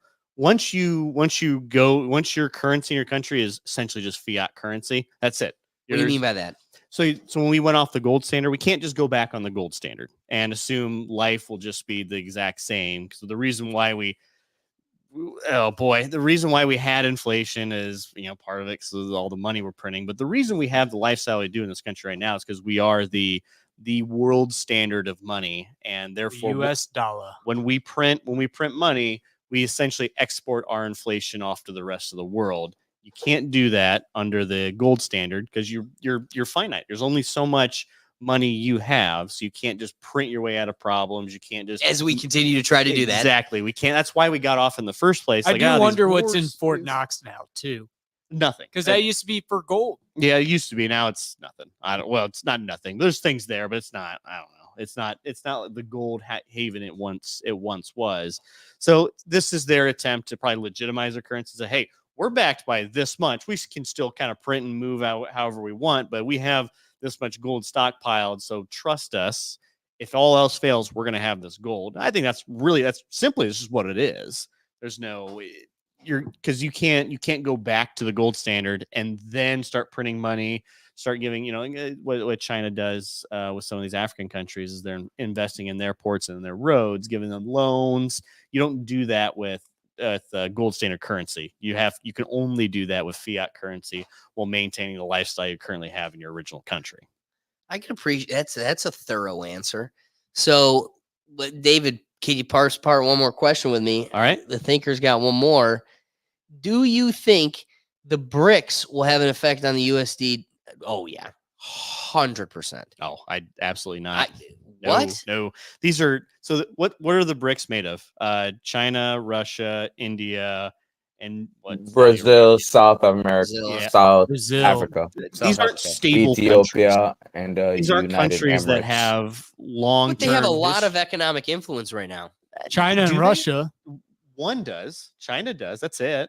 And they're Russia. Not, what's China's economic influence other than just being kind of the world's cheap manufacturer, which are now their bridge and road initiative has put them pretty much in charge of a lot of African countries. They pretty much own. Africa. They own Africa. Well, they don't own Africa. They have essentially economic influence over. They don't own them. But they're so in debt to China that the only way they're going to be able to get on top of what they borrowed. All right, so let's play China invade Africa then, Doug. Let China invade Africa. African country decides, sorry, I can't really pay you back, and China takes over their ports, and Africa's like, well, not really. We're gonna take this over with military force. We're gonna have yet another war and another conflict that the world's just gonna kind of stand by and watch. We're gonna hit a critical mass of these military conflicts throughout the world until we just have another World War III, and then we just reset. Yeah, what are you talking about? stage. We're already there. Dude. We're not there. No, we're not.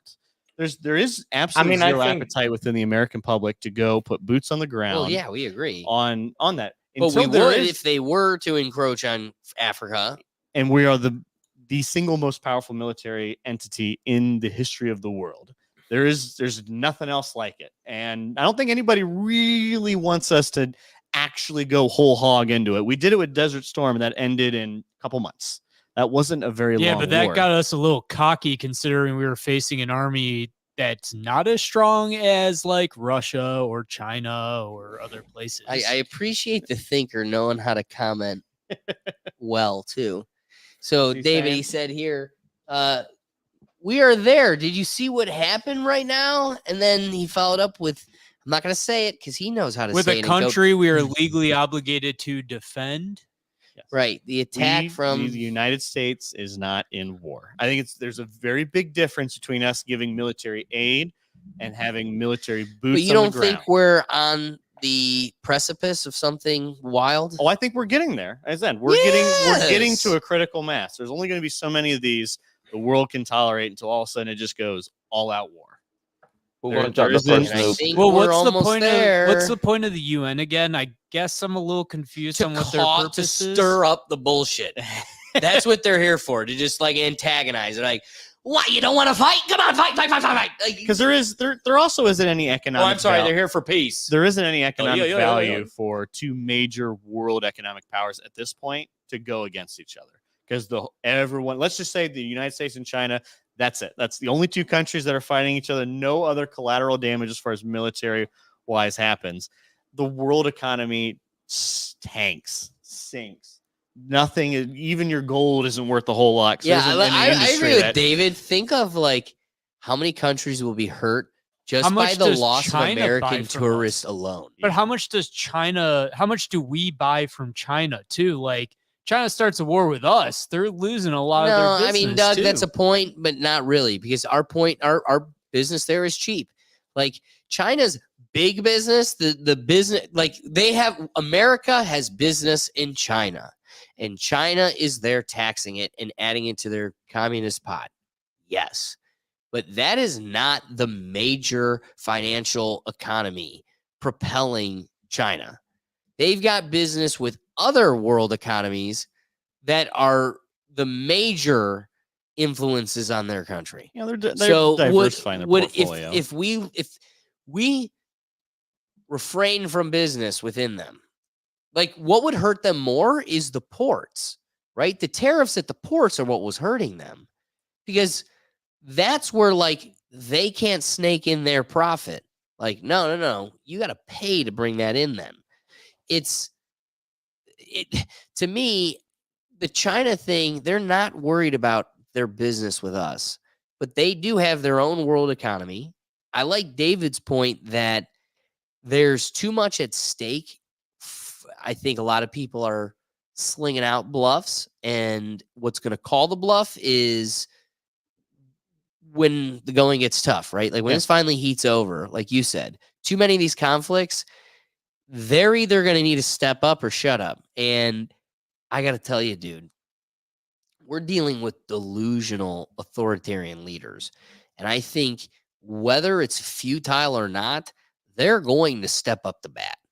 And that's the scary reality. I think in these small countries, that's the case. What we're seeing right now in the Middle East is an example exactly of that. I was like, well, I got nothing to lose. This is religious and family. I don't know. You can see that with China too, man. I think they're a bit more calculated than that. You're not a country for almost a millennia here without some sort of discipline to be able to just, all right, we understand our place in the world. Remember, Japan almost took over China not even too terribly long ago, and they're able to kind of pull back from that. What's good for the goose, good for the gander. Yeah, we can maybe get in some military squats some places here and there, but you don't piss off the hand that feeds you. Is we cut off, we're going to be economically hurt if we cut ourselves off from China. There's no doubt about it. But I think they're way worse off. And then again, the whole world economy just shrinks if we stop the two biggest economies trading from each other. So there just isn't an appetite for them. We also have to think about the multinational corporations. No one's brought up what the multinational corporations feel about this. Yes, the real powers that be. Lockheed Martin and Boeing would love to have another reason to sell some planes to the United States. However, I don't think, like Amazon really doesn't want a war between the United States and China. Apple, Samsung, Google, all these great places we love. BlackRock doesn't want a war because if BlackRock has holdings on the wrong side of the war, boy, they're not gonna have as much power and influence. So the oligarchs and those that are really, really high up in power don't really want this. They want to keep it like Taiwan and like a couple of places in the Middle East because they don't really have that much control in the Middle East. And then beyond that, there's just no appetite for it. I think that's what makes this a little bit different than World War II, World War I, where we're just not quite as globalized. We're all interconnected now. Yeah, we're too interconnected for just an all-out scale war. That was the whole purpose of being like the global economy, was to hopefully prevent a future crisis by making everyone more interconnected. Yeah, it hasn't really worked out that way. I disagree because there was a stat before the Ukraine-Russian thing. No two countries that had a McDonald's invaded each other. There's some weird stat like that. That's actually hilarious. Yeah, like if you McDonald's is the peacemaker. So this would be a question I would normally stray from, but I want to ask it just so I could see if we can make David sound like Tim Pool. Oh God, I just want to see if we can do it. If we can do it, it'd be fun. All right, David. The question's from you, from the Thinker again. With the ongoing conflicts in Ukraine, the Middle East, Africa, and South America, do you think we are on the brink of World War III? No, I don't believe we are. So close to making it Tim Pool. The closest I would guess the closest we would be is the Ukraine-Russian situation. It's an interesting thought experiment that if Russia uses, let's say they use some sort of nuclear weapon on Ukraine, how does the world react? I am under the impression the world doesn't want nuclear war. I think it would all depend, though, too. Like, let's say they used it. There's a whole other things we got to talk about and think about when that happens. But one of the main things would be, what's the wind like?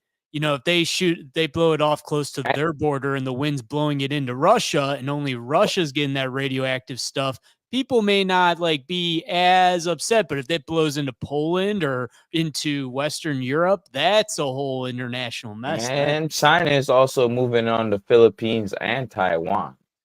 Yeah. So I think there's a lot on. every angles of the I think globe China could going. kind of just take over Taiwan, and there won't be World War III. Oh, there would be, because we get like all of our processor bro. chips from No, Taiwan. I don't think so. I don't. Wait, are If they you get saying Taiwan, they China gonna get could take Philippines. Taiwan? Yep. We're legally obligated to give them all the means to defend themselves. We wouldn't just leave them hanging. It would Give them the be means something. to defend themselves, not defend them for China, or like defend China from them, or defend them from China. There's a big difference there. But we'd probably get involved to an extent, though. There's no way we would let Taiwan, where we get a lot of our chips that we rely on to make that's a whole. everything. We would get involved probably the same way we're currently involved with the Ukraine situation. But we don't get much from Ukraine, whereas we get all of our chips No, from actually, Taiwan. there's a lot of resources in Ukraine. That's part of the problem with It's this the whole world fight grain too. and stuff, yeah. But like, what do we get that directly affects our military from Taiwan? Computer chips. Yeah. Yes. So we would whole world, we would in help fact. them militarily, but we're not putting boots in the ground. We're not sending fighter jets to go fight and actually shoot down things. We're not doing that. And Taiwan's probably about the breaking point. We get to that point, and then now every other country starts thinking, well, maybe I can take a little piece of this pie too, and then something's going to give. I don't necessarily know what the straw on that camel's back is going to be. It's probably going to be a UN country. If you fight, because like the UN thing, if you attack one country, you attack all of them. So they all are legally But obligated Ukraine's to go part into of the UN, and Ukraine Russia is not part of the and UN. The Ukraine is very Ukraine's in the specifically UN, not aren't they? part of the no. That's why they wanted to be in the UN so bad. Oh, There is that's that. right. They're started not in this the whole UN war. or NATO. I'm part of I know NATO they were in too. NATO. I There's forgot that- they're not There's in. that big wall. Oh, and they're not in the EU either. They keep trying to get in the EU. That's probably that I don't know, but there is consequences to these actions, and everyone's starting to figure out, all right, how far can we push until someone holds us accountable? And the moment we hold someone accountable, then that's when we start getting into World War III conversations. But I think it's an all-on onslaught, like we saw World War II. Someone would have to throw a nuke, and then we get boots on the ground to a legitimate extent. I think that's the only way we actually get to that point. All right, let's wrap the thought up with the thinker, ending up with one last comment. Are the events leading up to World War I, such as complex alliances? Sorry, the TV is really bad for this. As the events leading up to World War I, such as complex alliances, nationalism, and territorial disputes, similar to the current global conflicts we see today? Yeah, I mean, it's very similar. It's but somewhat similar. See, I think this is a question. I've asked this a lot because I think domestically there's a lot of tension, right? We're talking internationally about war. And oftentimes I also think there's a dialogue about civil war. I mean, one time it was about something physically that divided us, right? Race, or some would say ideologically. Some still think it was a states issue. But here, that you're not going to be able to distinguish the teams from each other in America, right? It's going to be ideological. You're going to have red versus blue. And I only say that because when the question, or, the point by the thinker, I ask all the time, like, there had to have been Americans like 5 years. I mean, the whole thing of like abolish slavery or fight the state against state rights encroachment, like that didn't just happen overnight. No. Like there was conversations about it. Like, hey, do we need to step up? Like, do we need to talk about this? Do we need to fight back? Are they doing too much? And then finally tension snapped. Yeah. I want to, what was that like? What were those people feeling? What was the dialogue and the climate like within the country? Was it exactly what we're feeling now, or was it something totally different? Because part of me feels like right now we're kind of like, is anybody seeing this? Is this getting crazy? Is this getting tough for everybody? Are we about to snap on each other? And then it probably snaps. Or am I reading this wrong? And it was totally different. Like, I hate you, Bob. I hate you, Greg. I hate you, Bob. I hate you, Greg. And that just went on for 10 years until finally they were like, we're going to war. And then, you couldn't watch Dukes of Hazzard anymore. Well, I think it's the interconnected nature of the way we go about life in the United States now is significantly different than kind of the I live in Mississippi my whole life. I'm within these 2 or 3 counties, and these people over in Ohio and New York are trying to expose their will upon me. Where now I can move to a state where I feel my ideology is more aligned with their state values. Where before then, you're uprooting generations of families that initially either claim that land or are the first or second generations that are part of that land. So I think there's a bit more of a in-rooted nature and a bit more of a pioneering aspect to it as well. Where I'm not letting you, because I think they're 100 years removed from the Revolutionary War. And part of that was, I want to be able to do my own thing, my own way, and control my own boundaries. And I think a lot of that spirit kept up until about the Civil War. And then that's when we had the reconditioning of now it's a federal government. We are a union. We are one, and separating from that union is right now very illegal.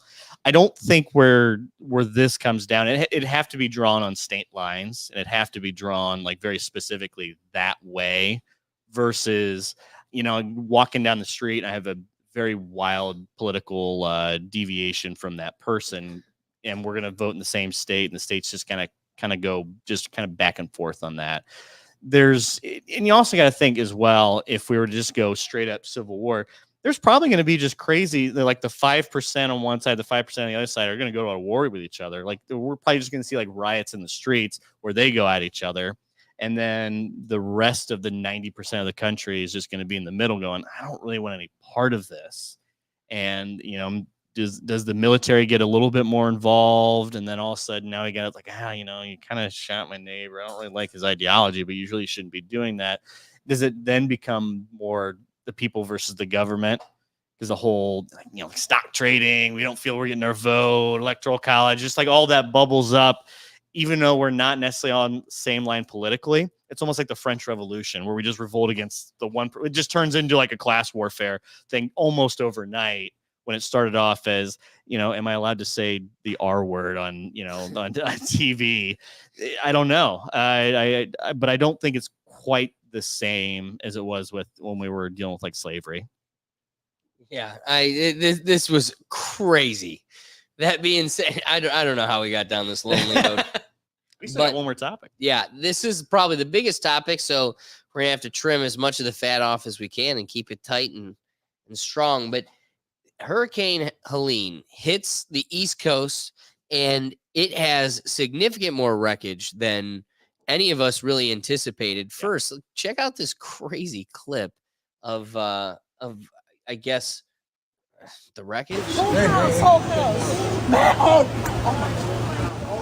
I think we want to say the wreckage is mostly flooded. Literally a house flooding. Yep.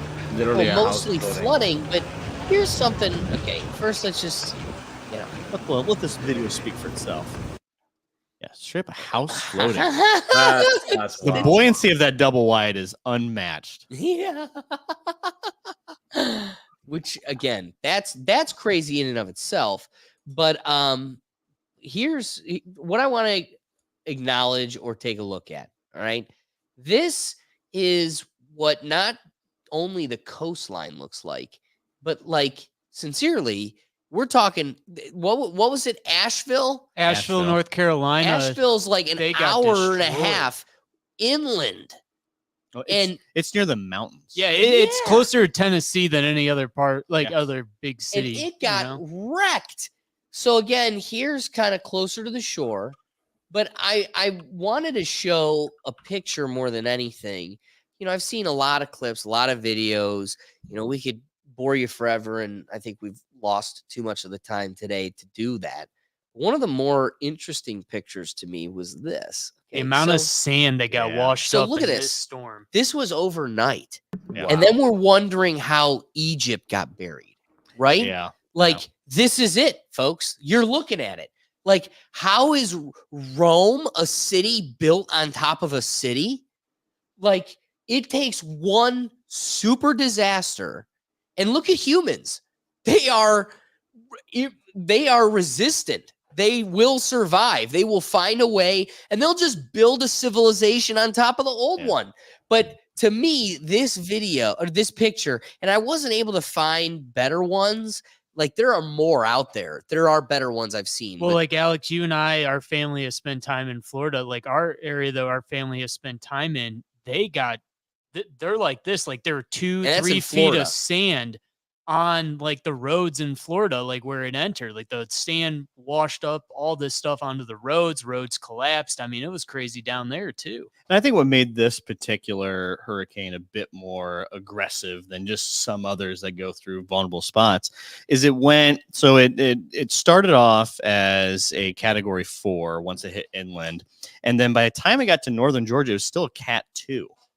And that's the last time I saw that was in 2017. Then before that was way Yeah, it's long pretty ago. crazy for it to be that high once it hits land. And then it went up the Appalachian Mountains, where typically hurricanes just don't go. Usually it just disperses, but it was, I don't know, it's high enough. I'm not an expert in this, but it went up there. So areas that never experience flooding, because everything goes downhill, now experience mass flooding. So there's, they call, I think some people call this the Katrina of like North Carolina, and seeing some of these, a dam did collapse too, and like was flooding people in Tennessee. I mean, the levees burst in, during Katrina, and people got flooded. The same thing's happening in like parts of Tennessee and North Carolina. They got flooded because like dams and stuff collapsed during the storm. Yeah, it was a once in 100-year type of flood action for that area.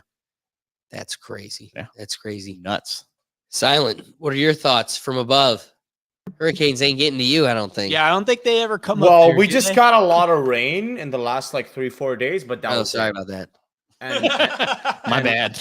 Our bad. And some winds too, but that's it. Nothing too crazy up here. And I really hope that everybody's safe out there, man. And I hope that people have properly evacuated if they were told to evacuate, because that would suck if you were in a house like that and it's floating down the street. Like that would be horrible. It's a major lazy river right there. Yeah, like get house insurance, people. Please get house insurance. River. And I think the other thing that also caused some issues, stuff, is the roads. There wasn't a lot of places to evacuate too, because the major highways that were carved into those mountains collapsed in on itself. So you're driving, you're going, oh. I always hated driving through the mountains too, because like that, like, you can see where they carved it out of the mountain, and you can see where rocks are falling down. They have all the signs saying loose, but then on top of that, there's no way to get off those mountain roads. Like when you're driving like down 71, like that takes you down south. You're not in the mountains. You take 77 through the mountains. You're in West Virginia, for example. You're stuck in traffic or an accident or the road collapses. You have nowhere to go. You are stuck. You have no other options. Yeah. Mm-hmm. Well, and that's true too. But I want to draw upon a more, macroscopic view. Again, looking at like the state. So there's articles coming out, surprisingly, by like Yahoo and everywhere else that, there are rising concerns with the government's approach or lack thereof to aid and assisting the situation. And it's peculiar because we all were alive and experiencing life when Katrina happened, right? So Louisiana gets obliterated, and it's like everything, like almost within the scope of 9/11. Like it was huge. It's the news for you months. Couldn't stop seeing videos of it. Everybody remems the video of the George Bush don't care about black people. Yeah, seriously. Kanye, like that's a cultural moment, historical moment in life. And there's the notorious video of like the lady that was stranded on her roof. Yep. And there were tons of people that had to go to their roofs. They were the whole place was totally swamped out. And it's crazy the coverage that got. That was everything. This is getting crickets. Yeah. As American cities are being obliterated. Asheville is a great city too. Tons of great breweries. Big city. Interesting. I loved it. Well, now it's gone. I heard a theory that because of we're seeing a lot of these historic disasters kind of one on top of the other in the past 10 or 20 years, because we're now in the information age. I'd say was Katrina probably the last major storm before the information age, or was it the first major storm at the information age? However which way you ever dissect it, it was the first or last of a major event. And now all of a sudden, everything after that is either compared to or seen as lesser, even if in that area, like in Asheville, well, this is worse than Katrina, because in Katrina I could still go home.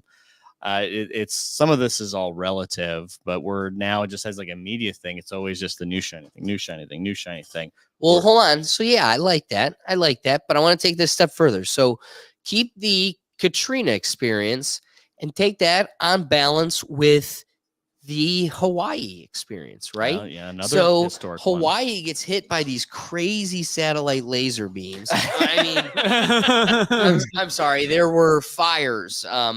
Fires is natural fires. They were just totally natural. Don't look around, dude. We have our friend James. We'll leave it at that. His sister. He's been on the show a lot. He's talked about it on the show. His sister lives there, and if I didn't have boots on the ground, like keep pulling, I wanted to stay away from that conspiracy so bad. So badly Does his sister have a blue roof? She was saying the only houses that are there are blue roofs. She will stand by that whole point. Does this studio have a blue roof? Just asking for. Oh no, we're cooked. We are cooked, and the natural fire is going to come right through the rethink tank.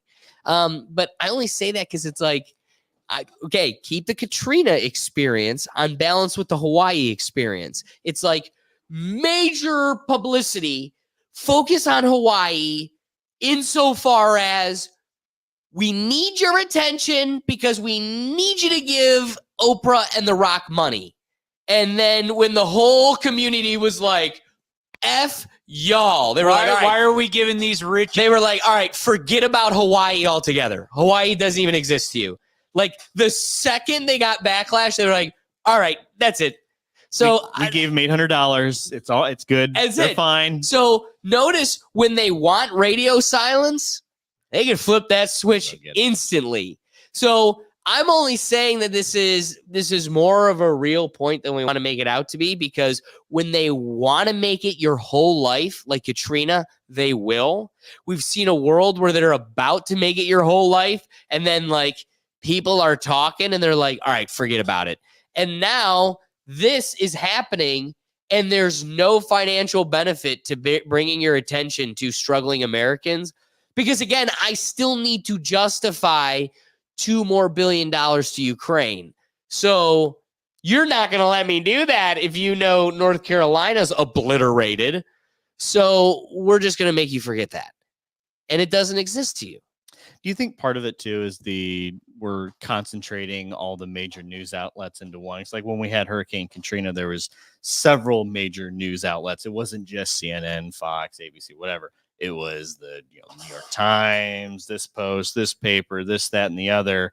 And now with that consolidation of news, we now have like 10 companies that go, well, I'd rather just talk about something else right now. Where before it's, there's when you hear 20 voices and 7 of them say the same thing. Okay, all right, well, that's major news. That's still going on.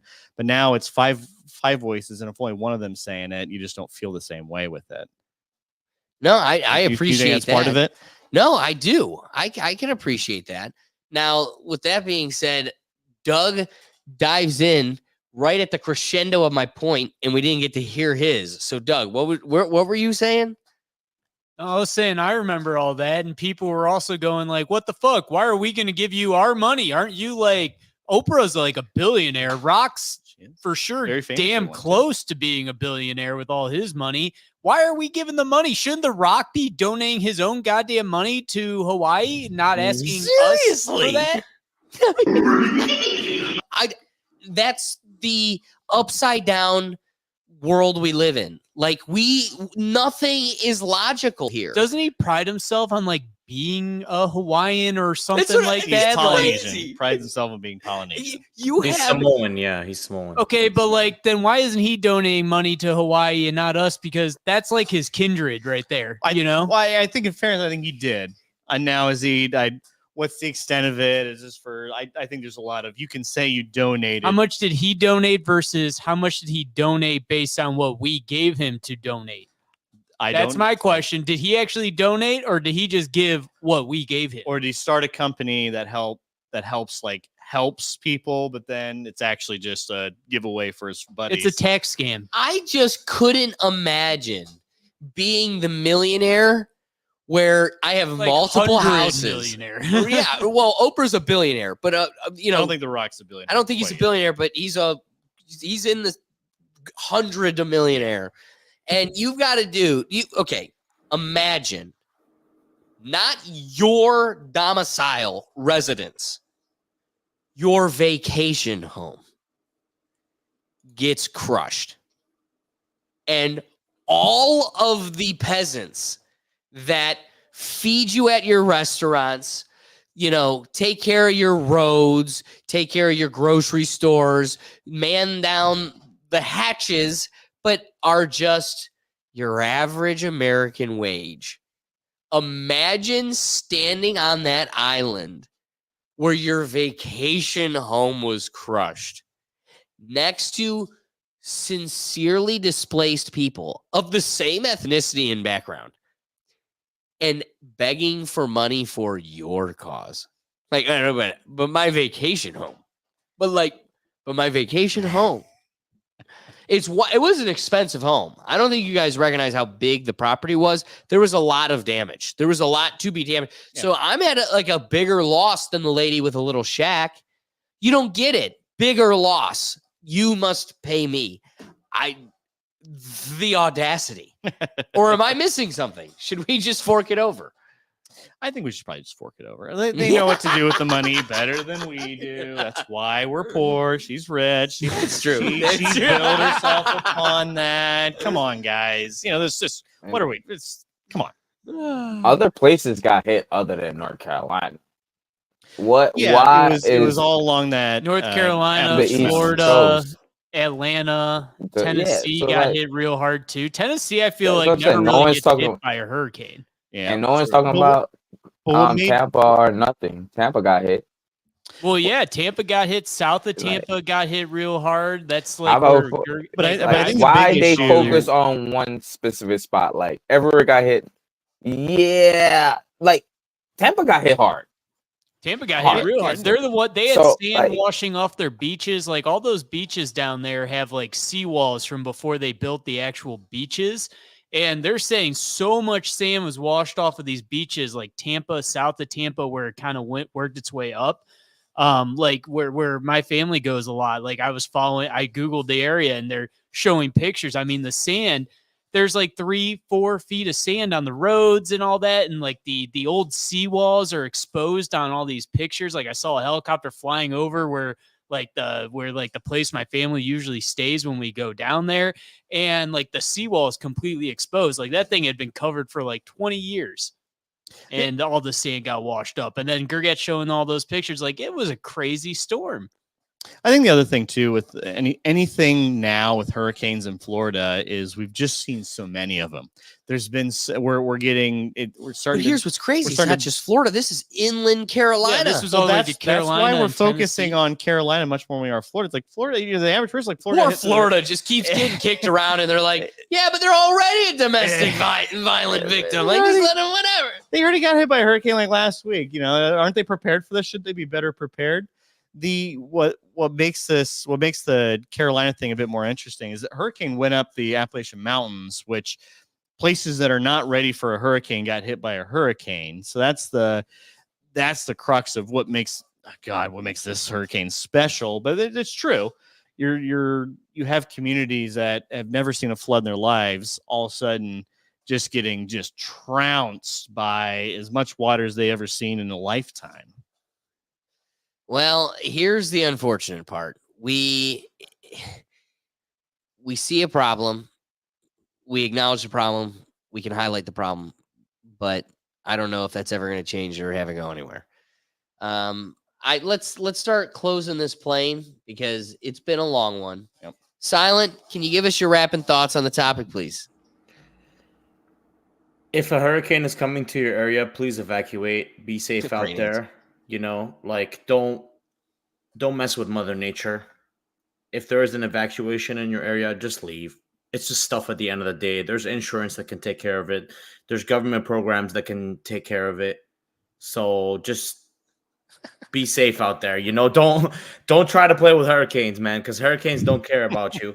They will literally crush your house and or just, float it down a stream, as we saw. The in way that you're video. talking about a hurricane right now. It's like, do not mess with them. They will come to your house the and mess you up. hurricane will It's like literally. playing with fireworks. Like, just don't do it. Just don't do it. So yeah, take it seriously. Get home insurance. It's only $20 a month usually for most places. $50, $100, whatever. It's worth it. Get Especially flood if you're in insurance. especially if you're in a flood / hurricane area, especially. And yeah, honestly, like it's one of those things where the Earth is just gonna keep having extreme weathers every couple of decades, and we just have to deal with it as humans, unfortunately. No, I agree with that totally. Ricky, rapid thoughts. Rapid thoughts, man. For the amount of money the U.S. spend out to other countries and other resources around the globe, and the amount of natural disasters that happen here, like not little stuff, I would expect the federal government to have a way better response, especially if people have to evacuate and stuff, like, and governors to like call in the National Guard, make sure people are out and stuff of that sort. I would think it would be a lot more prepared, especially with technology. You know how strong and how far the hurricane is gonna carry. God damn, Dude, prepared. I think Silence sent it to your bedroom. Just don't. Just don't. Get you. All right. So with that all being said, we're landing the plane here and we're ending the thought, but the thinker just doesn't want to end it. Thinker can't I stop. kind of don't first wanna I wanted stop, to call bro. his bluff. The thinker was like, "I'll do a backflip if we go another hour," and I'm all for the content. To me, that sounds fun. But then it followed up with the fight a lion. And an elephant. Now I know. Now it's all a fib. You almost had me. You almost had me. Oh my So God. first, David, your wrapping thoughts. So we always blame the government for not being available for a natural disaster. That's right. Or not. But then we get mad about how Trump throws a toilet paper roll. So that's how that goes. Well, idiots are the ones that are probably getting mad at that. But again, when we see areas that are hit by weather events that aren't natural to that area, it's just hard to have the infrastructure build up. That's what, Florida, they're able to bounce back from hurricanes, even real nasty ones, because the infrastructure is just ready for it. They know they're going to be there. If you lived in an area that floods all the time, okay, you're prepared for it. The community around it, the surrounding communities around it are ready for that, particular event. Here, that just wasn't the case. So they're caught, not necessarily blindsided, but definitely the town wasn't ready for it. We've never seen one of these before. What are we supposed to do? And that whole area for the next, 30, 40, 50 square miles had the same issue. So it's difficult to assemble the troops, get them in there, help out, especially in something that's like a Cat Fort, all the way to Tampa, up through Atlanta, all the way up and, pretty much ended almost West Virginia, maybe a little bit of Virginia. That's tough. That's tough to, there's not enough to go around all the time, all at once. We just don't have that infrastructure. Whoa. We do. We just send it to gender study courses in Pakistan. LA doesn't see hurricanes for a reason. It's for all the gender study courses. And that's why they all congregate there. I'd cut you off. The more quality flags you send in your neighborhood, the less likely you are to see hurricanes. That's it. So put up your North Carolina flag so that way they can get the attention they deserve. My wrapping thought is going to be, I just want to remind you, take note of past history. When they want to turn it on, they can. And when they don't, they also know exactly how to not turn it on and ignore it and make it go away. And that could be potentially what's going on here. because somehow we know how to do it when it's politically advantageous. I just want to know, okay, do you think the people that are obliterated and don't have a house, because it just went down the river, do you think they're going to want to vote for the same president that's currently ignoring them? We had a great episode that wasn't going to get us in trouble until the very last sentence. Well, New Orleans does vote blue. Well, shit. Yeah, that was. Here we go. I had a point. All right. That being said, guys, we go live every Tuesday at 7 p.m. I want to thank all the folks that joined us in the comments today. Today was a really great one. So shout out to the random game dude, Valaire, the Thinker One. You know, the whole purpose of the live show is to get you involved. You guys add another dynamic to this whole perspective, and that's the whole point. We don't want to be stuck here in our echo chamber, and you help us, achieve, I guess, the closer attribute to the there we go again. But try to avoid or get as close as we can to the truth, and you help us achieve that. So thank you to everybody that joined us today, because again, we go live every Tuesday at the same time, same place. So if subscribe, come back, join us again. We also have other live shows, so be sure to join us there. On Sundays, we have our 11 a.m. Wake up, have a cup of coffee with us, and have some laughs. It's a total removal from all of the philosophy and political science. Take a break, have a cup of coffee and some laughs with the Rethink Actions, where we just react to crazy, wild videos. And the last episodes have been pretty fun. So if you need to, jump on over and check out that channel as well. And then also following that on the same channel, we have the Sunday Football Review, where we review all of the fun things that have happened in football that week, and we get ready for this upcoming week of football. Prepare for your fantasy team and enjoy all the craziness that happened across the board there. But I'm sure you're asking yourself, where can we find all of this in one central place? And you can find it at our website at www.rethinktankpodcast.com. So be sure to dive on over there. We had Ricky, we had Silent. Be sure to check them out. Let's bring them in here. Boys, tell them where they can find you. First, Doug, get rid of the banner. Kick.com/Sun Destroyer, baby. We are live every single day. Make sure to tap in, guys. Hey, they think I've been lying for weeks and weeks saying, hey, your boy gonna have a bourbon review. But guess what? Old Fashioned's here, dog. It's coming. I got it today. We gonna see which Old Fashioned is better, y'all. So, man, check out Just Another Day TV. We coming. And we ain't coming hard. No Diddy. But we outside. Y'all blessed up. Y'all stay safe. He had to take it there. Guys, I appreciate you, Silent, Ricky, for joining us as always. But everybody that joined us in the comments, thank you again. If you're looking where you can find everything from the podcast, we got episode 100 coming out tomorrow. We did flavor tripping. We took these M-berry little tablets. You eat these tablets and it flavor trips, where things that are sour are incredibly sweet.